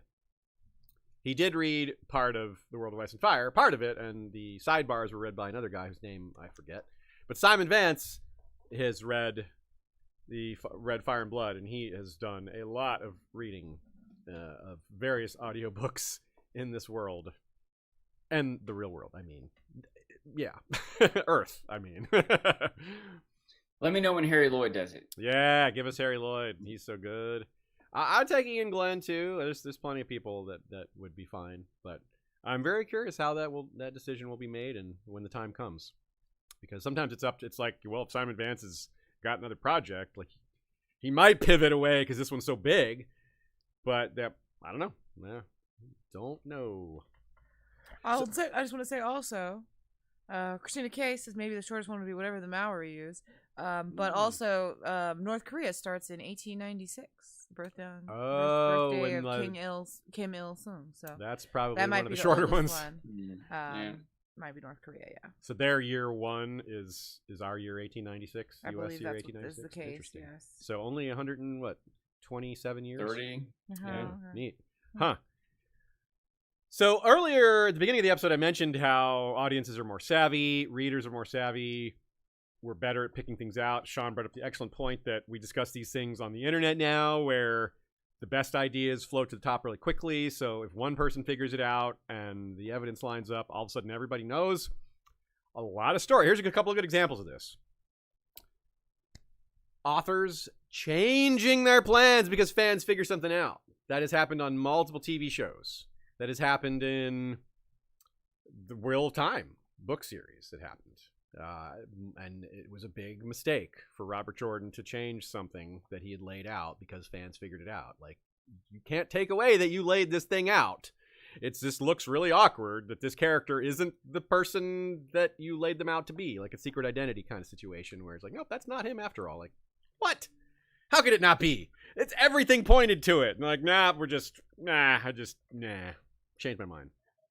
I don't watch it, but my family does. The Blacklist seems to have done that too. They seem to have been setting something up, and the audience figured out, and they're like, "Never mind, we're not doing that after all." And everyone got disappointed. Because no, people like to have that validation. It's like it's not better. It's like the validation of figuring Reward it out. People for watching and analyzing and figuring it out. Reward them with the correct conclusion. It's just like this weird ego move. We're like, oh, they figured it out, so I have to change it. Like, no, you're ruining your story, man. Don't do that. So it's a really bad call. So that's why. And I think creators may have learned that lesson pretty quickly. Hopefully, that they're like, no, don't change the ending. People figured it out. Just don't. Just if they figured it out, fine. They figured it out. No big deal. That good for them. Like, okay, maybe next time make the twist a little harder to figure out. Or I think Lost and Westworld both had this issue as well, just to a certain degree. And both those shows, in my opinion, went downhill pretty badly. Not only for that reason, but anyway. So. This is my argument for maybe a little excess backstory, a little excess history is a good thing. because it's harder to figure out twists and what's coming. Throw in a little extraneous information. It can be fun if it's well written. It can add to the world and fill it out a little more. If it happens to not serve the main story, well, arguably it does serve the main story. If it's concealing the truths you're trying to conceal, then that does serve the main story. It doesn't serve it as directly as adding to the evidentiary body of what you're trying to slowly bring people into. But hey, the world's changed. Internet exists. Authors got to do things a little differently. Don't ruin your story over it, though. All right, soapbox rant over. But yeah, it happens. It's happened so many times now, and I don't remember it ever happening when I was young. You know, it's like a new phenomenon. Authors changing the ending because people figuring things out. Shows and books. So George was kind of already his style already kind of worked to this. Plus, he leaves us hanging for a long time. Let's throw that out there too. You know, there's that. We get to think about it and we still haven't figured it out. Like, well, I mean, there's a lot of things we've probably figured out, but there's still a lot of mysteries that we haven't, because George did a good job of setting them up. These are well-written mysteries. So some of it is that is another thing about having a very broad, deep story, is there are more different things to figure out, things that might not be directly tied to the central storyline. Well, what if you don't even have a central storyline, right? Yeah. Like, having a bigger world lets you have a lot of concurrently running, interweaving storylines, and people can figure one or two, but not all of them. It gives you the ability to go off track to different storylines, to different continents or whatever else that you have set up in there, whether it's because you think it's something new or you're worried about people figuring it out or whatever it is. Like, one of the types of discourse that comes in a lot of fandoms is like people, especially somewhat unique to A Song of Ice and Fire fandom, is people trying to apply standard things to A Song of Ice and Fire. Like, who's the main character? Like, well, there isn't one. Well, but it's like, yeah, but if there is, who would it be? Like, why do you need that? Like, why? Why put it in that box? It doesn't fit in that box. People talk about things like the Big Five and like stuff like that. They're like, well, we have to have who's our core cast. We don't. No, we don't. Yeah. I agree that people do say that, but like, why though? I will say, I'm going to bring a counterpoint up, is that sometimes it does make it easier to pitch to your friends or market to the audience. There's some value to it, but even still, when I'm thinking about when I started watching Game of Thrones, what I did each episode is I wrote down the characters and a line between each character that interacted with each other. And so I could start to see who had the most lines coming into and out of them. And okay, those are quote unquote the main characters. Still, it was hard for me to know. There was like 8 or 9 of them. Sometimes I feel like those are just the hinge characters, the linchpin characters. Those are the characters that connect other characters that might have the most line. Like, maybe there's a main character, maybe like Sam Tarly might have had a lot of lines connecting, but you might not have said he's the main character compared to John. I mean, I love him, but you know. And sometimes a character's position in the story in and of itself might make them seem more main, like the king, like Robert might have seemed more main because he's the king, you know, but he was tertiary or secondary at best, you know. Or if you divide it by book, like you could maybe Ned Stark is the main character of book 1. Yeah, that's what I was going to say. That's what I was deducing as I was watching the first season. I was like, okay, I'm pretty sure it's Ned. Pretty sure he's the main character. And he got his head chopped off. So okay, like, well, he was the main character. For the first 7 episodes, but not anymore. This is also a reminder of how big of an unknown magic is in this era. Now, we know from quote-unquote low magic area zones or times that dreams are always happening. Like, dreams never seem to completely fall off. Like, Daron the Dreamer is having dreams in a so-called low magic era. Melisandre was having dreams and stuff, and it's more of an ebb and flow than it is an off and on, I think. Daron and Duncan Egg, right? Yeah, that's Daron, yeah. Like, this is something we talked about in our Before the Dragons episode, but it was more aimed at the various houses of Westeros and the mainland and less aimed at Aegon and the Targaryens. But it's a big unknown there too, of course. Did they have glass candles? Were the glass candles burning at this time or not? Were they... how were the hinges of the world behaving? You know, were they like full of energy, or were they a little at a low point? Maybe the fact that Aegon's dreams were so potent in this era, I'm assuming they were, which maybe they weren't. Maybe they were more faint and faded. Maybe that's why they were vague or maybe they weren't so sure, but maybe they were really vivid, and that is a reflection of the magic of this era. Like the conduits are stronger, the tendrils of dreaming, the ebb and flow is more powerful in this time. It's a flow rather than an ebb at this time. Maybe the moon being closer matters, or there's a different comet. Maybe there was a comet in this time. Maybe there was a red comet, or a blue comet, or a green comet, some other colored comet, a black and red comet for House Targaryen. You know, wouldn't take much for. I'm rooting for a pink comet. A pink comet, you would. The Barbie comet. No, that's what it would be now. Yes. Before it was about you. Now it would be about Barbie. So, of course, an unanswerable question. Very compelling, very fun to think about, though, and one that we'll probably never get tired of. We talked a little about before about why the prior Targaryens didn't take about Westeros. If we're backing up to that topic just a little bit, we can talk about how the prophecy leads into that and how this creates parallels. Like I said, Stannis parallel, but different parallels here. Daenerys and Stannis, 3 dragons, quest for a throne, and dreams. Because let's not forget, Daenerys has had a lot of dreams of her own, building up to the hatching of the dragons. And then after that, she's having visions that are maybe given to her. That's a whole nother topic, but the dream she has before the hatching of the dragons might be given to her as well, but there seems to be a difference between the quality and even quantity and the way they manifest. What about the quavity? The quavity, yeah, the quavity, the quavity as well, the quavity and quavity. And with that, we maybe see that someone is, maybe adding to her dreams or giving her more dreams to lead her on this path of saving the world. Whether it's Quaithe or people with Quaithe or other people entirely. So we have to consider that a thing for Aegon. Maybe someone was manipulating his dreams. Maybe someone was giving him dreams. Either way, the painted table scenes really drive home the similarities between this early phase of preparing to conquer and getting all the ideas together and realizing that, well, this won't be enough. We need more. But if he's arguing like Stannis did, that it needs to be done, well, we've got this Stannis quote to, again, maybe help frame the argument he would have made to his own people, trying to win them over on what would be a very difficult thing. Like, yes, he's the king, he's their lord, he wants to be a king, and the Valyrians and the Celtigars are going to do what he says, but they might have pushed back quite a lot against this idea, been like, yo, this is a huge endeavor, this could really backfire. So if they aren't bought in terms of their own ambition, like think of all the rewards you'll win, then this is where it comes back to duty and prophecy. And here we go. Stannis' quote to Davos. His hand swept across the painted table. How many boys dwell in Westeros? How many girls? How many men? How many women?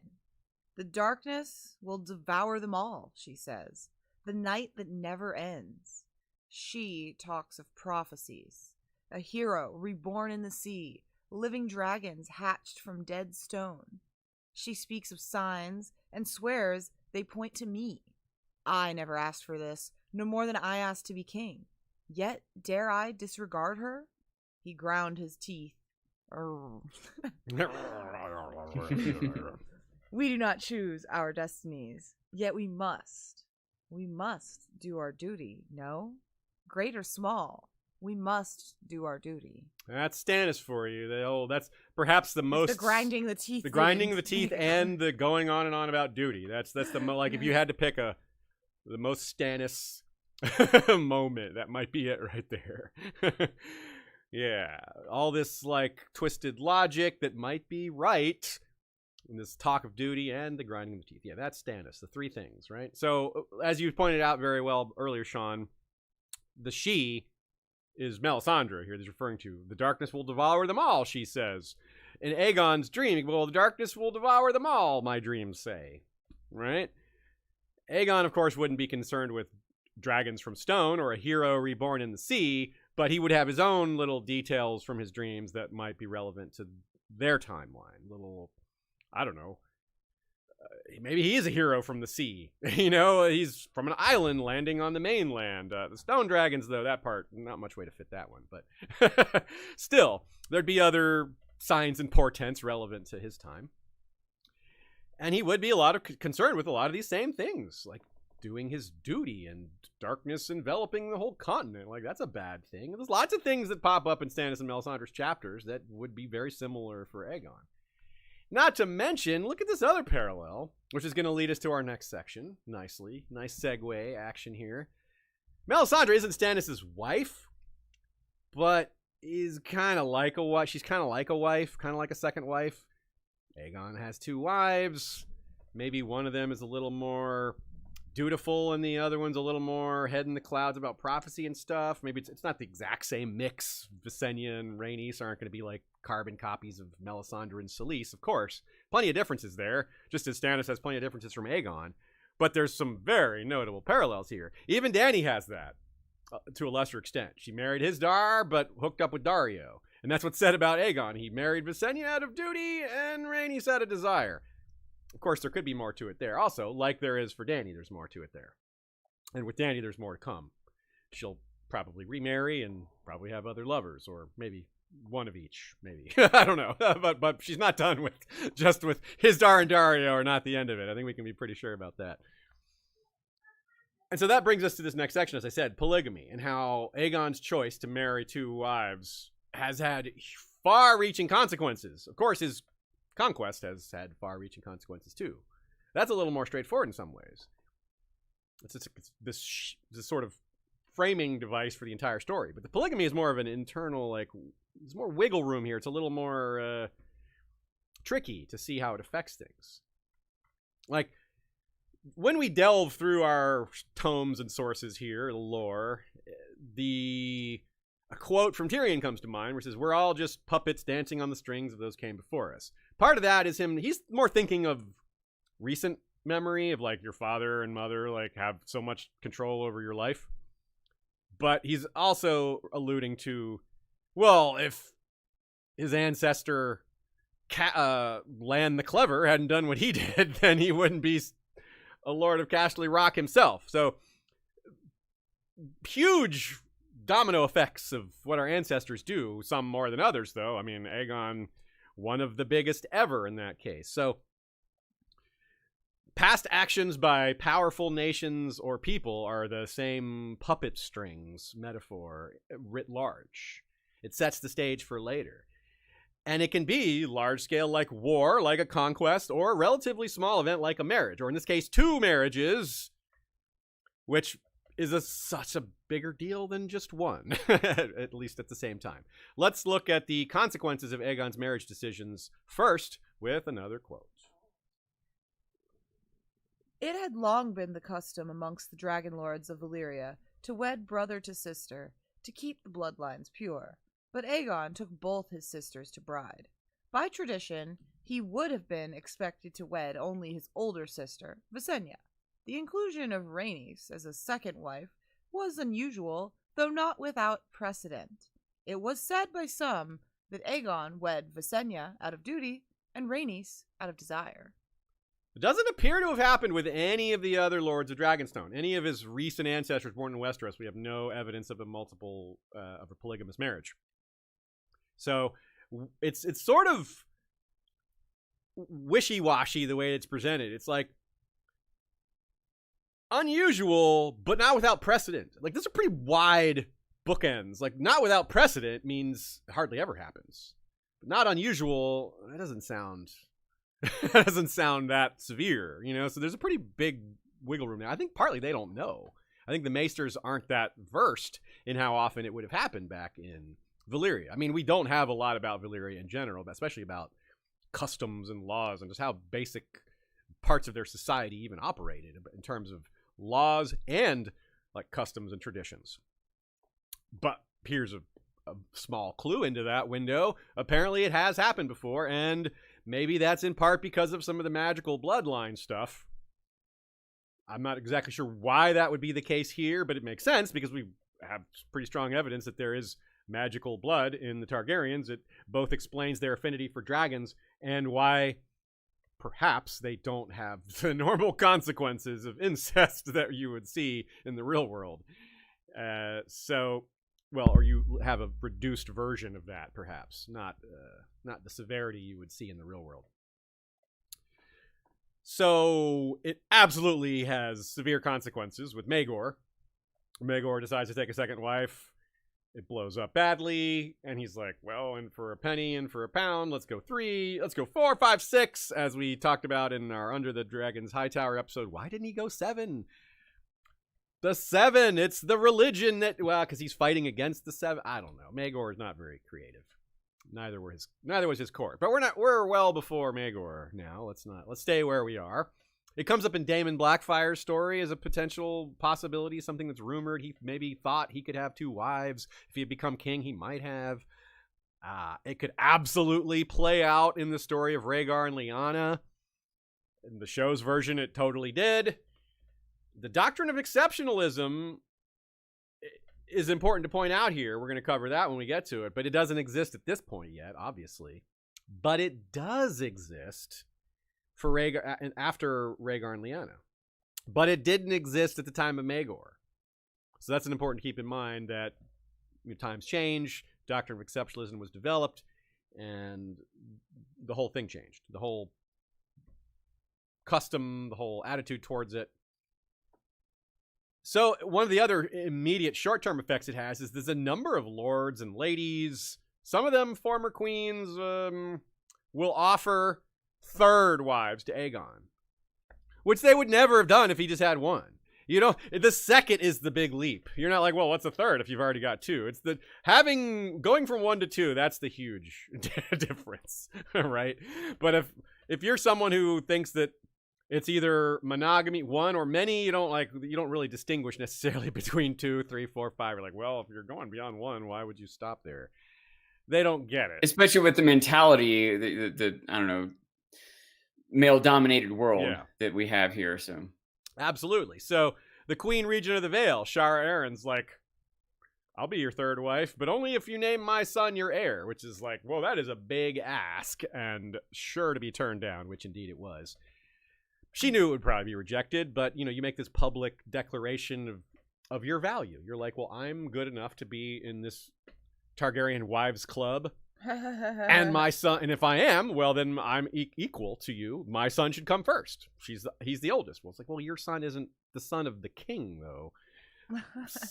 Anyway, it was a big ask, but, a bold choice, Cotton. We'll see how it works out for her. It didn't, but it didn't have any consequences either. He just said, no, and that was that. So no biggie, right? It's rumored later that Manfred Hightower offered one of his daughters to Aegon as a 3rd wife. That's a rumor. We don't know about it. And it comes more like after the conquest rather than before it. But first of them all was King Argilac the Arrogant, who proposed the marriage of his one daughter, his only child, to Aegon.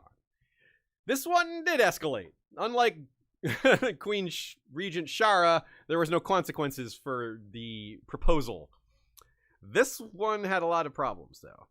And we're also going to see issues and successes much, much later with Dragonstone and Storm's End and various marriages. If you think ahead to, the Laughing Storm and his maybe son, Lionel Baratheon, having that trial by combat with Dunk.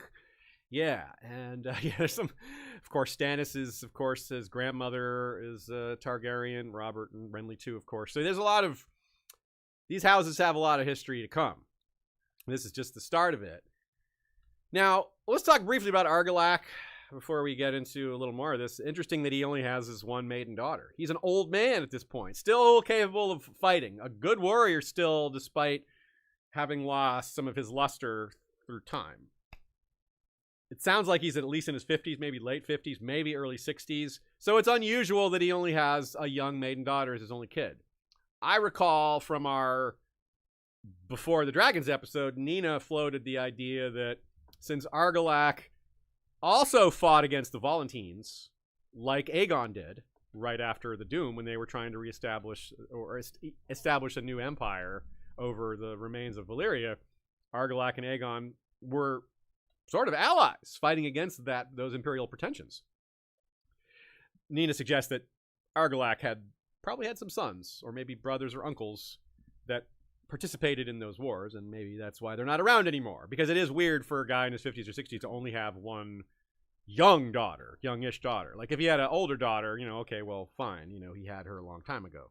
But where are all his other kids? You know, he would have had kids when he was young, and they're not there anymore. So he outlived them, which is important to think about. Like, he's kind of a sour old guy. So maybe this is part of why he's sour, is he definitely lost a wife, because he's not married as far as we know at this point. So probably has had multiple wives and lost multiple wives, because I'm guessing Argella, this daughter, is not from his first wife. Because where were the kids when he was younger, right? It just doesn't really add up.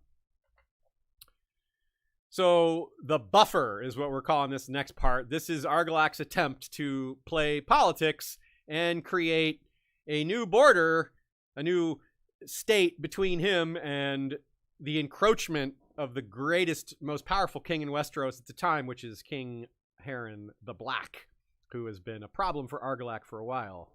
Here's the quote. No king in Westeros felt more threatened than Argilax the Storm King, last of the Duran Duran, an aging warrior whose only heir was his maiden daughter. Thus it was that King Argilax reached out to the Targaryens on Dragonstone, offering Lord Aegon his daughter in marriage with all the lands east of the God's Eye, from the Trident to the Blackwater Rush, as her dowry. Aegon Targaryen spurned the Storm King's proposal. He had 2 wives, he pointed out. He did not need a third. And the dower lands being offered had belonged to Harrenhal for more than a generation. They were not Argilax to give.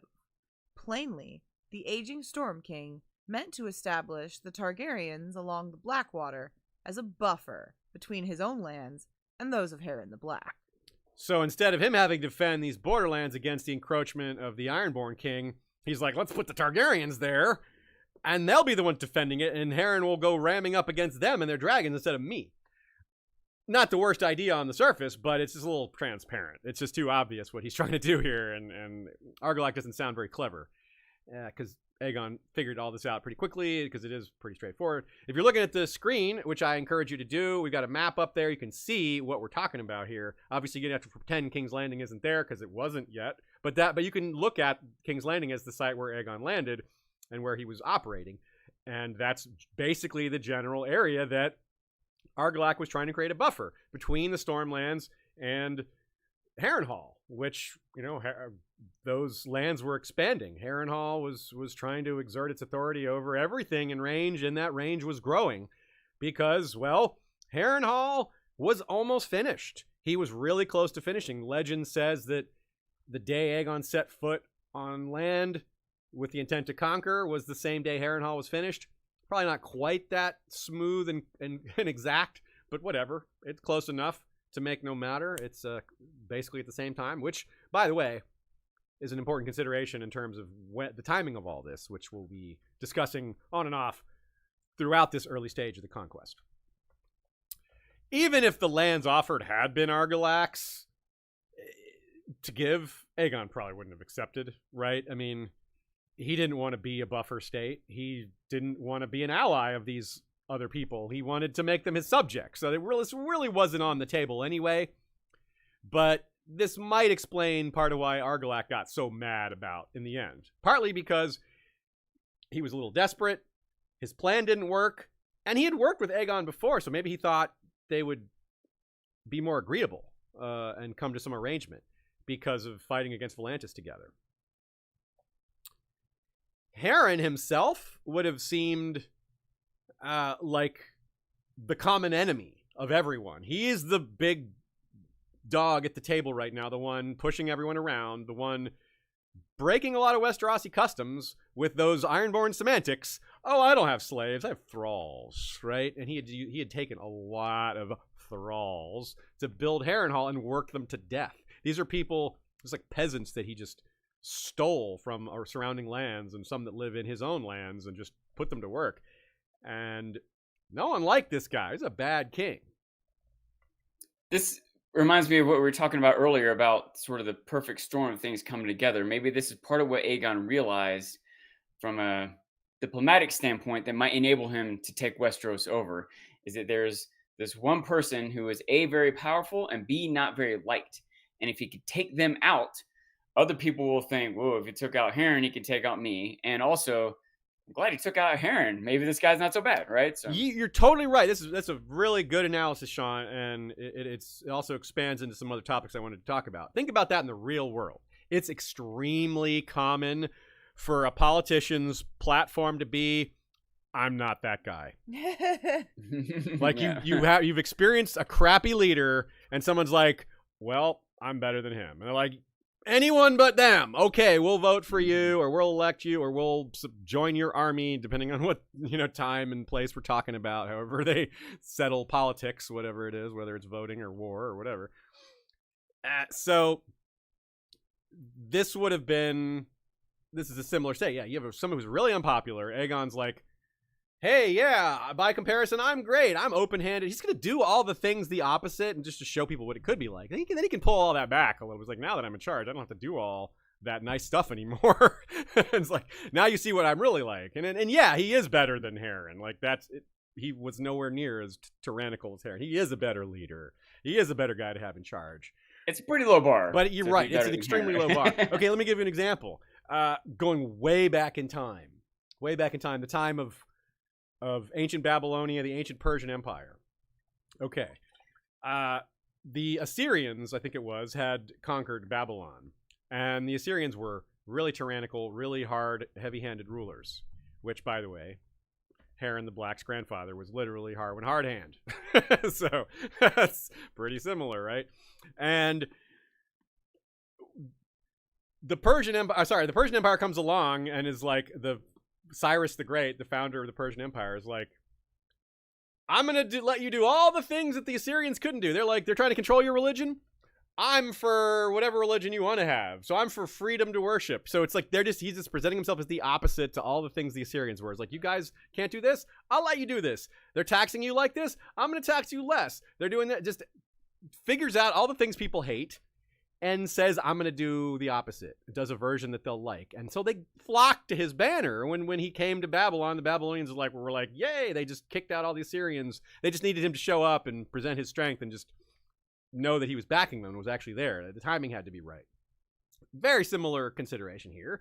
Aegon can read the tea leaves and be like, yeah, everyone hates Harren. So if I go after him, people might join me. They certainly won't help him. They might just wait and sit back and do nothing. But they're not going to rush to his defense. If they join anyone, it'll be me. Maybe more likely they don't do anything. And as you said, Sean, if you knock off the most powerful guy there, well, it just shows that, well, he knocked off the most powerful guy, then that must make him the most powerful guy. And he didn't have any of our help to do it. Because he spurns all these alliances. Like, no, I'm not about alliances. No, I'm not taking your marriage offer. I'm not taking your alliance, your deal. I'm taking your submission. That's it. That's all I'm taking. If you're not going to submit, I'm going to make you submit. It's a very, very boss attitude. He's like, yeah, no, I don't need your help at all. I'm going to do it myself. And that's going to prove definitively that I'm strong enough to do it. And if I can conquer you, once I've conquered you, you're not going to try to overthrow me because, well, I'm going to be even stronger once I've settled the conquest and started making. And hopefully you're not going to want to. Yeah, right? Hopefully you're not going to want to because they would want to. You guys weren't trying to overthrow Harren. As bad as he was, you weren't teaming up against him. Absolutely. I'm not going to be that bad, right? You part of why you didn't team up against him is because you couldn't beat him anyway, even though he was bad. Well, you can't beat me either, and I'm not bad. So, right? We should all be on board. Yeah, the path is clear if you look at it that way. It's like, well, yeah, they couldn't gang up against the common enemy. And that's a meta dream perspective here, too. Think about it that way. If Aegon's like, okay, this realm needs to be united to fight a common enemy later, they clearly aren't doing it now. Mm-hmm. They can't do it against this evil guy right in their midst. They're certainly not going to be able to do it against a supernatural foe that's way up in the north. They can't get their act together here in the center of the continent where it's warm. Like, they're not going to march north then. And he's right. Like, they're probably not. Like, again, the TV show isn't exactly what's going to happen. But when half of the Westeros went to fight the others in the realm, the other half stayed in the south fighting over the same old stuff they always did, just trying to win the throne, like ignoring the danger. That's a very rational thing to expect. It's not rational behavior, but it's rational to expect that level of irrational behavior. So it's proving his point. He's like, I need to unite this realm. They're not uniting against a common foe. this proves that I need to be the one to unite them against the common foe. Yeah, it's very self-fulfilling, and it's hard to poke holes in the logic in some ways, right? It's a pretty good argument, in this setting, right? Continuing on here, though, Harren himself might have known some of this. He might have seen some of it coming, but the guy's just too stubborn and bossy and authoritative to bend. This isn't a Balon Greyjoy. Remember, Balon, his saving grace, one of the few smart things Balon ever said, was bend the knee. Like, if you're beaten, bend the knee. Don't lose your head along with it. Don't don't make your loss worse by denying that you've lost. Bending the knee you don't lose your head bending your knee. You can stand back up later. But if you lose your head, you'll never stand up again. It's like, don't let your pride ruin it. It's like, yeah, that's true, Balon. Yeah. If you're beaten, admit you're beaten. Don't take your ego out of it, which is difficult because a lot of times it's ego and pride that causes you to rise up in the first place. Not always. Sometimes it's injustice, but it was an injustice in Balon's case. Not really. So, Argilac's grandfather, we got to keep something else in mind about some recent history. Argilac's grandfather had lost lands to House Hoare, to Black Harren's recent ancestors. The Storm Kings had ruled a lot of the territory that had since been taken over by the Ironborn. They were on the rise. Now this is their zenith. They were or their nadir rather. They were on a decline. And in fact, Argilac's strength as a leader, even though he didn't manage this situation very well, earlier in his career he did a lot of things really well, and he held back the decline of the Durandons. It probably would have come sooner if not for him. So we're painting him as kind of a guy who makes a lot of mistakes here, but when he was younger, his maybe like a Robert, like his early decisions were good, but he wasn't in peacetime. He wasn't so good. Yeah, he's a good wartime ruler, but yeah, that was a Durandon trait that the Baratheons inherited. Yeah, yeah, that's a good way to put it. Yeah, I have a question. Something I feel like I should know, but I don't have a good idea. The Riverlands kind of became a kingdom after Aegon took over. And they were reset to one. They had been one. Okay. They were restored. That's what I was going to ask. They hadn't been for a long time. It was like 600 years, yeah. 600 years, okay. Something like that. So the territory that is the Riverlands now, that was just divvied up among the Reach and the West and the Stormlands? It had been itself. It was a unique, its own kingdom. And then eventually the Storm Kings took a big chunk of it, like the eastern portion of it. And then they took even more of it, and they started to pick more and more of it off. It's obviously this is a fluid situation. And then the Ironborn came. The Harren's dynasty came in and took it over, and took the western portion of the Riverlands, and then eventually kicked out the Stormlands. This was a case of the Riverlanders rose for the Ironborn. They're like, oh, we can kick out the Stormlands if we assist the Ironborn. It was the reverse of what we just described. Like, oh, let's get rid of these cruel leaders that don't belong here because these new guys are coming along to help us push them out. This time the new guys were worse than the old guys. The Ironborn took over and predictably ruled them a lot more harshly than the Stormlanders did. So they kicked out a king in favor of Renuin, and it made things worse for them. So it took Aegon to restore the old borders. And so, because I feel like that would have been a point of contention, the Stormlands having to give it. If he puts Orys in charge, it's easier. He's going to do whatever Aegon says, right? But none of that land came from the Reach or the North or the Westerlands or anything? Probably, maybe a little bit of the West, but it's not very well specified because the West's borders with the Riverlands are very natural. Like it's like where the mountains begin. There's like some pretty clearly defined geographical borders there that makes it a little more clear where these demarcations are.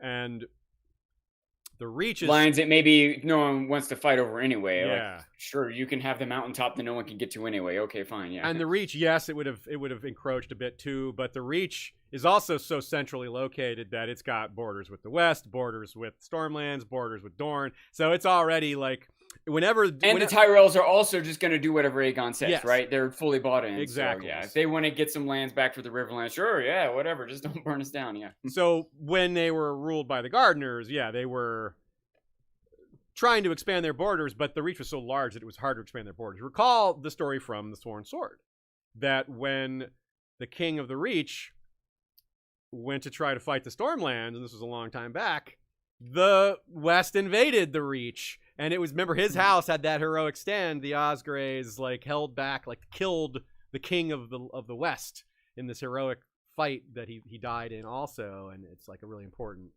milestone for the history of House Osgrey. So yeah, so this is what happens. Like they keep an eye on each other. Like, oh, it's like a board game. You send all your troops east, then someone's going to invade you from the west. Like you can very clearly see where their opportunity comes from, and you can see it coming before it even happens.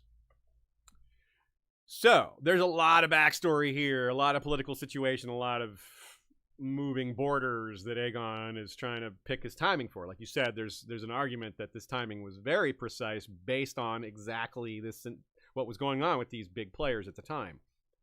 One very unpopular king with a very large kingdom, another fading king whose domain has been on the decline for a while, and those two are right next to each other. Neither of them have a lot going for them in terms of help. They're going to have to stand on their own. Aegon. So it might seem odd that Aegon, when it comes time for the conquest, didn't focus on individual kings. He went for one while Visenya went for another, and Rhaenys went for another. That's a little unusual. You might think they'd focus on one at a time, but they were going fast, and they thought that worked to their advantage. And we'll talk about that a little more when we get to that. But let's get back. Also helps prove a point that hey, they could, yeah. Just proving. What if we teamed up, right? Like, yeah. So let's see this next quote, which is Aegon's response to Argilac for the marriage offer, his own offer. The Lord of Dragonstone countered with an offer of his own. He would take the dower lands being offered if Argilac would also cede Massey's Hook and the woods and plains from the Blackwater south to the river Windwater and the headwaters of the Mander. The pact would be sealed by the marriage of Argilac's daughter to Orys Baratheon, Lord Aegon's childhood friend and companion. These terms, Argilac the Arrogant rejected angrily. All right, O'Shea's got the map up again. You can see where the spot roughly where King's Landing is. You look a little bit south, you see the Windwater over there just east of what's marked as the Crown Lands, just south of Blackwater Bay. And Massey's Hook, of course, is the nice little point sticking out there that points right at Driftmark and Dragonstone, where Sharp Point and Stone Dance are. That's interesting ask for Aegon. You might say, well, he's asking for a lot. On the other hand, these lords, Sharp Point, Stone Dance, they had kind of already stopped working for Argilac, for the Storm Kings. They were technically sworn to Storm's End, but the lords of Sharp Point, this is Bar Emmon and Massey, would show up at Aegon's councils, even though they were sworn to Storm's End. So they were kind of already his. So he was asking for, he's like, look, these guys are already kind of mine. Let's make it official. But Argilac wasn't having that. He didn't like that. So he rejected this. Not only did he reject it angrily, as the quote says, he cut off the envoy's hands. This is a massive breach of protocol. For a king to do that to another high lord is really out of place. I mean, it's a wild thing to do. I mean, just say no and tell him you're mad and, I'm going to, I'll kill you if I see you. But his envoy, I mean, you just don't do that. This violates their religion. It violates his honor. I mean, it's not a viable pushback by the dictates of their culture. So I think that even people in Argilac's own court were probably uncomfortable with this. They were like, don't do that, king. They may not have said anything because the dude's mad enough to do it. Well, what might he do to you for saying don't do that? So but in their minds they'd be like, ooh, this is a cursed thing to do. This might bring bad fortune on us. The gods will not shine on us here. But hey, Storm's End its founding is wrapped up in, pushing back against the gods, denial of what the gods want, right? The whole legend of Duran Duran and Elenai was a, middle finger to the gods. It's like, no, my daughter, your daughter is gonna marry me. Screw you, Even still, this envoy's not a guy. He's just a dude trying to do his job. Like chopping someone's hands off. Never mind envoy or gods or protocol. It's just messed up, man. It's just a messed up thing to do, period. Yeah. It reminds us of A Dance with Dragons when Dany sends envoys to Mantaris only to have their heads cut off and sent back in a box. Now, Mantaris isn't exactly a city that is beholden to Westerosi cultural values. But the treatment of envoys is kind of a universal thing. This is... Yeah, the treatment of people's heads is kind of a universal thing. Right? It's hard for a culture to exist that doesn't respect people's heads. Yeah, I mean, this is a messenger. Like, talk about literally killing the messenger. I mean, damn, this is bad. So, real quick, these lands, how similar is that to what just ended up being the Crown Lands anyway? Oh, it's pretty much what is the Crown Lands, yeah. Right? It becomes the Crown Lands. And didn't this marriage just ended up happening anyway also, yeah, right? Yeah. This is just purely, this guy should listen to Balon. Yeah, really should have. And it's odd. A couple things are odd about this. So he's not willing to have his daughter marry Orys. He gets mad about that because Orys is a bastard, which in their culture, I guess that is, I wouldn't have reacted like that, but it might have been meant as an insult. I doubt it, because Orys and Aegon were friends and childhood companions. Like, I don't think Aegon was like, I'm gonna insult him by offering my best friend's hand. Haha, watch this. But he may have played it both ways. He's like, well, from our perspective, this is the only Targaryen blood you'll get.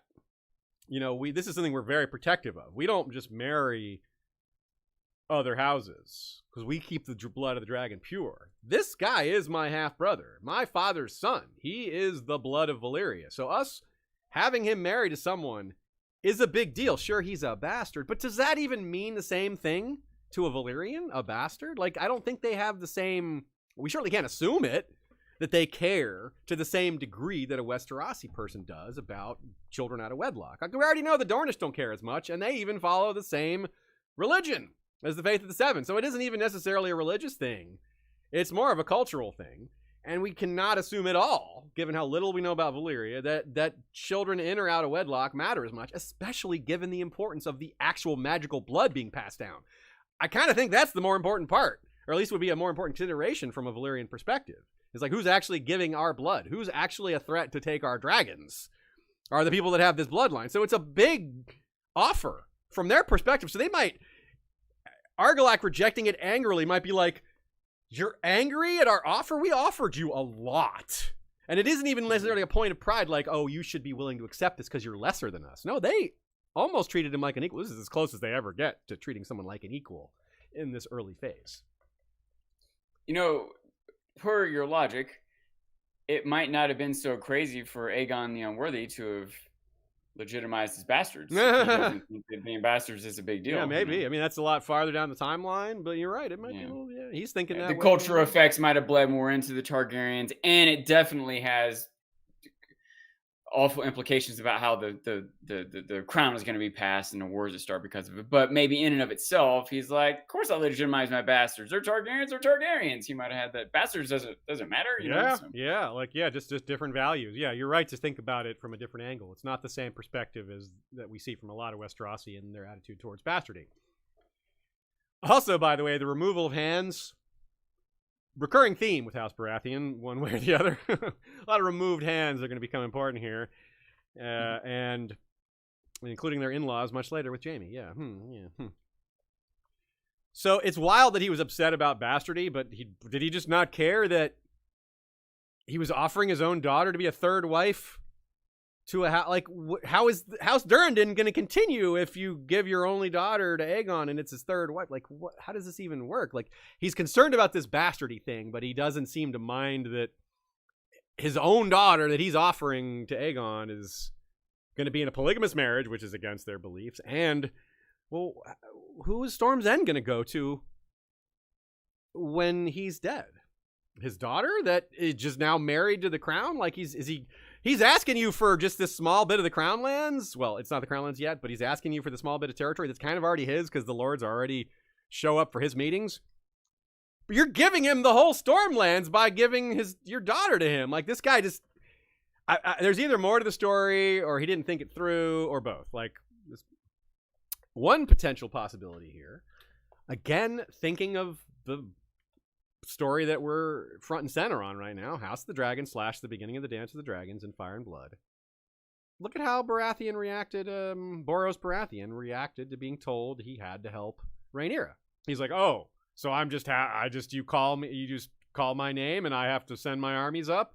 You know, that's how it works. Pride, big deal here. His pride was severely tested by this, and there's long been a theory that the Maester didn't use the exact language from the letter. He may have exaggerated it to push him one way or the other.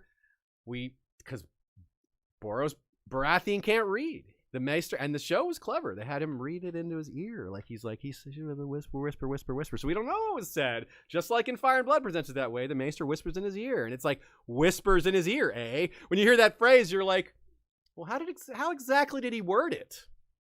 He's trying to push it one way and say, yeah, there's a possibility here as well. Argilac gets a letter. Do you think Argilac could read? I don't know. I'm dubious, let's say.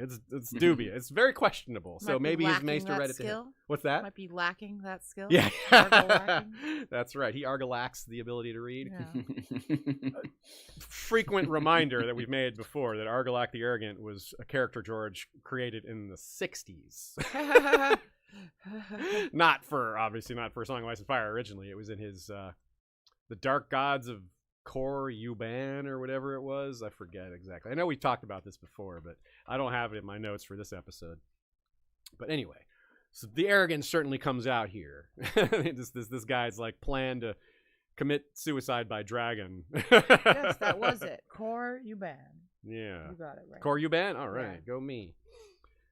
So did Aegon know? I wonder, did he know what he was thinking? Did he know this would piss Argilac off? Was he trying to bait Argilac? He's like, I know this is going to piss him off, and that's going to work. If you put him on tilt, he's going to make dumb decisions. That'll make this all the more easier. Regardless, aside from what Argilac thought of this offer, Orys's hand is really valuable, aside the bloodline dragon bonding stuff. Even taking that aside, he's the highest ranking unlanded Valyrian person at Aegon's court, not named Targaryen. Obviously, the Valarians and Celticars are landed, so they're not including them. And he's Aegon's friend. Like, how good of an in is that to have as your in-law the king's childhood best friend? Like, he's shunning this. Like, again, from Aegon's perspective, like, man, we offered this guy a lot. And he just cut our envoy's hands off, right? Like, but if he knows that's going to happen, he probably doesn't know the hand's going to get cut off. But if he predicts an angry reaction, it can be like, oh, we're the good guys here. Westeros sees the situation. Who's the one violating laws of hospitality? Argilac. Who's the one making disingenuous offers? Argilac. Who's the one offering to marry the daughter, but just under slightly different circumstances? Aegon is. Like, this, Aegon seems like he's more willing to compromise, like, from a high level view. So Argilac just comes off looking real bad here. No matter what side you take, in terms of optics, Argilac looks bad. And he looks dumb too, I think. A little more about Orys. We don't know anything about his mother. Like, we know his father was Aerion, Aegon and Visenya Rhaenys' dad. But like, where does this name Baratheon even come from? It's completely just out of, like, because again, this is another reason why it's a clue that Bastardy works a lot different in Valyrian culture, or had gone some evolution at Dragonstone over those 100 years. He's not Orys Waters, right? And were there no Baratheons before him? Is he the first Baratheon we know of? The first that we know of. No. Maybe his mom was named Baratheon. It's possible that his mom was it's possible that his mom's name was like Theon, like, right, like it could be like Bar could mean just like how you could be Bar Emin, and like we see that. I was gonna say there's even a Bar Emin. Yeah, like because of Bar and Emin, that's how Stone Dance, one of these like, ones that we just talked about. So like the idea that you could say Bar means like of like someone, like Emin was their father, Theon or Elthea. I don't know. That's my theory about it, is that maybe there is a root in terms of like the name of the parent. So, yeah, we have no idea where that name originates. It could come from the mother. Could be like she was a noble of some kind, from some house, from disenfranchised house back from Valyria that fled with the Targaryens. So she still has noble blood, but she's not landed anymore. And Aryan. Yeah, that was my thought, that maybe it was some other ancient Valyrian house, or maybe not ancient, but someone concurrent to the Targaryens, some sort of tribute, or maybe actually relative of them. I like the Bar, because Bar Emmon's also such a, it doesn't fit the mold of any other names. Yeah, you know what I mean? It's a little different. Yeah. And so now thinking about how similar Baratheon is to that, I really like your idea, Shay. Yeah. It's almost like, yeah, it is interesting because Bar Emin, that sounds like a real life Jewish name. Yeah, like that is kind of what it makes. Suffix is like a male. Yeah. Is it male or female? That's male, right? Yeah, it's male. Yeah, for like bar mitzvah. Yeah, exactly. Or it's bat, So bat mitzvah, yeah. For women. So that is kind of what it makes me think of as well. And like Bar Emin is son of Theon or something. Yeah. So it's it's a really compelling idea, and so there might have been, and this mother of Orys might have still been alive. Like, it's entirely possible. As Aegon and Visenya and Rhaenys' mother was probably alive too. Valyria. It's entirely possible, but she died on childbirth. Come on. Yeah.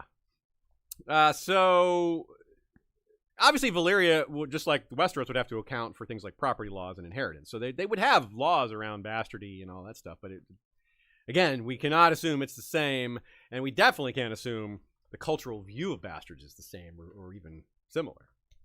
Because in Westeros, they're shunned and like big time, and there's no reason to think that's how it was in Valyria. Yeah. All right, I think that's our good place to stop for this week. We're gonna start next week with the claim, the thing I started talking about by accident. I jumped ahead, and Ashaya pointed out I had jumped ahead. Good catch there. So that'll be a great place to start next week. And I'm excited for that. This was a great start. I loved our pacing here. I loved our progress. I loved a lot of the little rabbit holes we dove into. Most of them were planned. A few of them were not. That's the value of doing these things live. A couple of y'all threw in some ideas that helped us out. And that's how it's going to go. We'll hone our process a little more, but this is basically how it's going to go the way through until we get to the death of Viserys. Another comment from Christina K. In my opinion, the reason George's mysteries work so well is that he never asks the question in universe. Like, no one ever asks, who is Jon's dad? Right? You just read it and you're like, wait a minute, who is Jon's dad? Which is just what we did with Orys Baratheon. Like, what's Orys' mom? Like, who's Orys' mom? Where does this name come from? No one in world asks, where does the name Baratheon come from? Because if they did, we'd have thought about this a lot sooner, perhaps. We would have arrived perhaps in the same place because we have the same info, but we wouldn't have. It's fun to discover the question on your own rather than have it thrown in your face. It's neat. It's a little more satisfying when you discover the question, or when we discover the question and tell it to you on a podcast. Yeah. All right, the trivia question.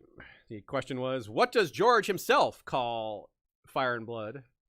His nickname for it, as inspired by J.R. Tolkien. Did anyone get this one? Yeah, a lot of people got it. I thought so. A lot of people got it. A few people had some fun guessing some other ideas. They were like, Targaryen, Silmargarian, like people got a little silly, but just like, I think everyone knew. It's the Gurmarillion, yeah, which is funny because it says the word Marillion, like the singer, but, and the band, the English band, the British band from the 70s. But yes, the Gurmarillion is what he calls it.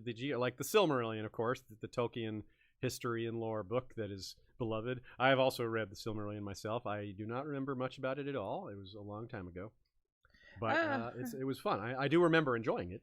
Can I add a little thing here to talk about bar names? But of course. So I got a message, not in the chat, from listener Dom, who said he has a Reddit post from many years ago where he theorized that Bar was an SOC bastard name. Oh. And the notable thing here that I'll take from that is that the name of the original Bar Emin is Targaryen Bar Emin, and they say he's an Andal warlord. It doesn't sound very Andal. It sounds like a Valyrian bastard, like an Targaryen. SOC like Targaryen. Yeah, like that sounds like he was a bastard of I don't know.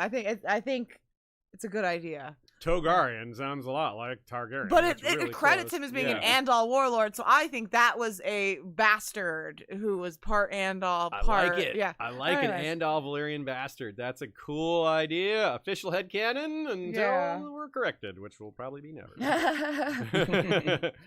But I like it. So yeah, Gurmarillion was the answer. Next week we'll pick up where we left off. And if you want to dive deeper into these related topics, Check out our episode Before the Dragons. Check out our multiple episodes Under the Dragons. Check out the episode on Valyrian. Check out the episode on the Doom. Check out the episode on Dragonstone. Check out our 2 episodes on Valyrian history. Check out our episode on Valyrian history. Check out our episode on Celtigar, or Celtigar if you prefer. That's 1 episode, not 2. Check out our episode. What if we did 1 episode on Celtigar and 1 episode on Celtigar, and we just recorded the same thing? There's the same thing. We just pronounce it differently. You said it differently. Or check out our episode on the Century of Blood. the Century of Blood. Or our patrons only episode on Mantaris, where those heads were cut off. And heads are a big part of that episode because there's multiple headed people in Mantaris. And for that reason, we theorize that maybe there's a connection between Mantaris and Maelys the Monstrous, who had a congenital twin sticking out of his neck. Yikes. Yeah, that's strange. But apparently a real-life thing. But in this case, probably supernatural and not a reflection of the real-life thing. But who knows? Anyway, we'll see you all next week. Thank you, patrons, for supporting us. We really appreciate you backing us financially. We are still trying to build ourselves up to the ability for all 3 of us to make a living at this show. We're not there, but we'd like to continue growing, and we're going to do that by offering more and more, by doing better, by improving ourselves, improving our show, and hopefully that brings more listeners and more voluntary subscribers, like some of you are. Thanks to everyone who showed up live today. I think a lot more of you showed up, but I think that happens when we have a new series kicking off like that, and hopefully y'all will stick around. And even if you miss a week or 2, hopefully you don't feel like you've missed the boat there, I suppose. Like, if you miss a week or 2, it's probably only 7 pages of the book. Yeah, so I hope, because we do end up having some drop off. I feel like a lot of people tune in for the first week or 2, and then maybe becomes, they miss a week and they don't come back. But please, I like it when you're here live. I like getting your feedback and seeing the chat going off. I do appreciate that. But if you're listening later after the fact, I appreciate that as well. Absolutely. Any way you can consume our show, we're very appreciative of. Should we mention our next Patreon meetup? We have that scheduled for a couple weeks now, we right? do. We should. We will be. I'm going to announce it on Patreon. But if you're here listening live now, you can know that we're going to have our next Patreon Quiplash Discord Hangout. Will be on August 24th at 9 p.m. Eastern. And that post will go out with more info, but you can know to mark the day, the 24th. And again, we'll be doing them every month, varying the day. So if you miss this month, you'll catch the next time. Patreon is a cadet branch of House Baratheon. They're the financial managers of the Patreon, yes. Yeah, that's it. Sure. And thank you for the happy belated birthday wishes as well. Yes, it was Ashaya's birthday last week. I know. That's why we took a week off. We went to Chicago. I went to some of Lollapalooza. We saw friend of the show, Tommy Pappas, who does TKOK podcast and other stuff. And he was a great host, and we just had a really great. It was my 30th birthday, and I had a great time. So thank you. It was super fun. Yes, thanks to people who came out to hang out with us while we were there too. Because we did meet a few. We met at least we saw a few listeners. One of whom we met for the first time. Yes. Other people we had met before. Yes. So thanks y'all. Thanks as well to Joey, Jesse, and Bran for our music and video intro. To Michael Klarfeld, all so wonderful additions to our show. Make us seem so much more professional. And thanks to the Bengineer for sound quality assistance. And going forward for the Fire and Blood series, for now we're trying out every episode on video, so you can watch us on Spotify and or YouTube. And on Spotify you can toggle the on-off video feed. Some people, you don't want to have that much bandwidth on your phone, but you can flip the video on when we mention that there's artwork or maps on screen. Or if you just want to see what shirts we're wearing, I have my, John Cocteau Theater Dragon here. This was the premiere of House of the Dragon at George's Theater in Santa Fe. Shay and I went to that. We were very lucky. There was a shirt for it, huh? A shirt for it, yes. This is one of my most prized fandom shirts. Very good. I got this shirt at the official Con of Thrones. Game of Thrones Con. Game of Thrones Con in LA. It's a House of Dragon shirt. Nice. Yeah. Well, not a that's- house shirt, not so you just should the be- house to show. So you should be hearing about the same amount of us, but you'll be seeing even more of us if you've been. You might want to toggle on to see my weird drinks. Yeah. I'll do another soy sauce pickle juice one next week. How about that? Someone suggested that you should really Yikes. throw people for a loop some week and just drink water. My drink Get today outta is here. clear. Look at this clear drink. I'm not wasting stomach space with empty calories from water. An insight into Sean's beverage thought process there. And with that, we'll see you next week for more Valar Rereadis.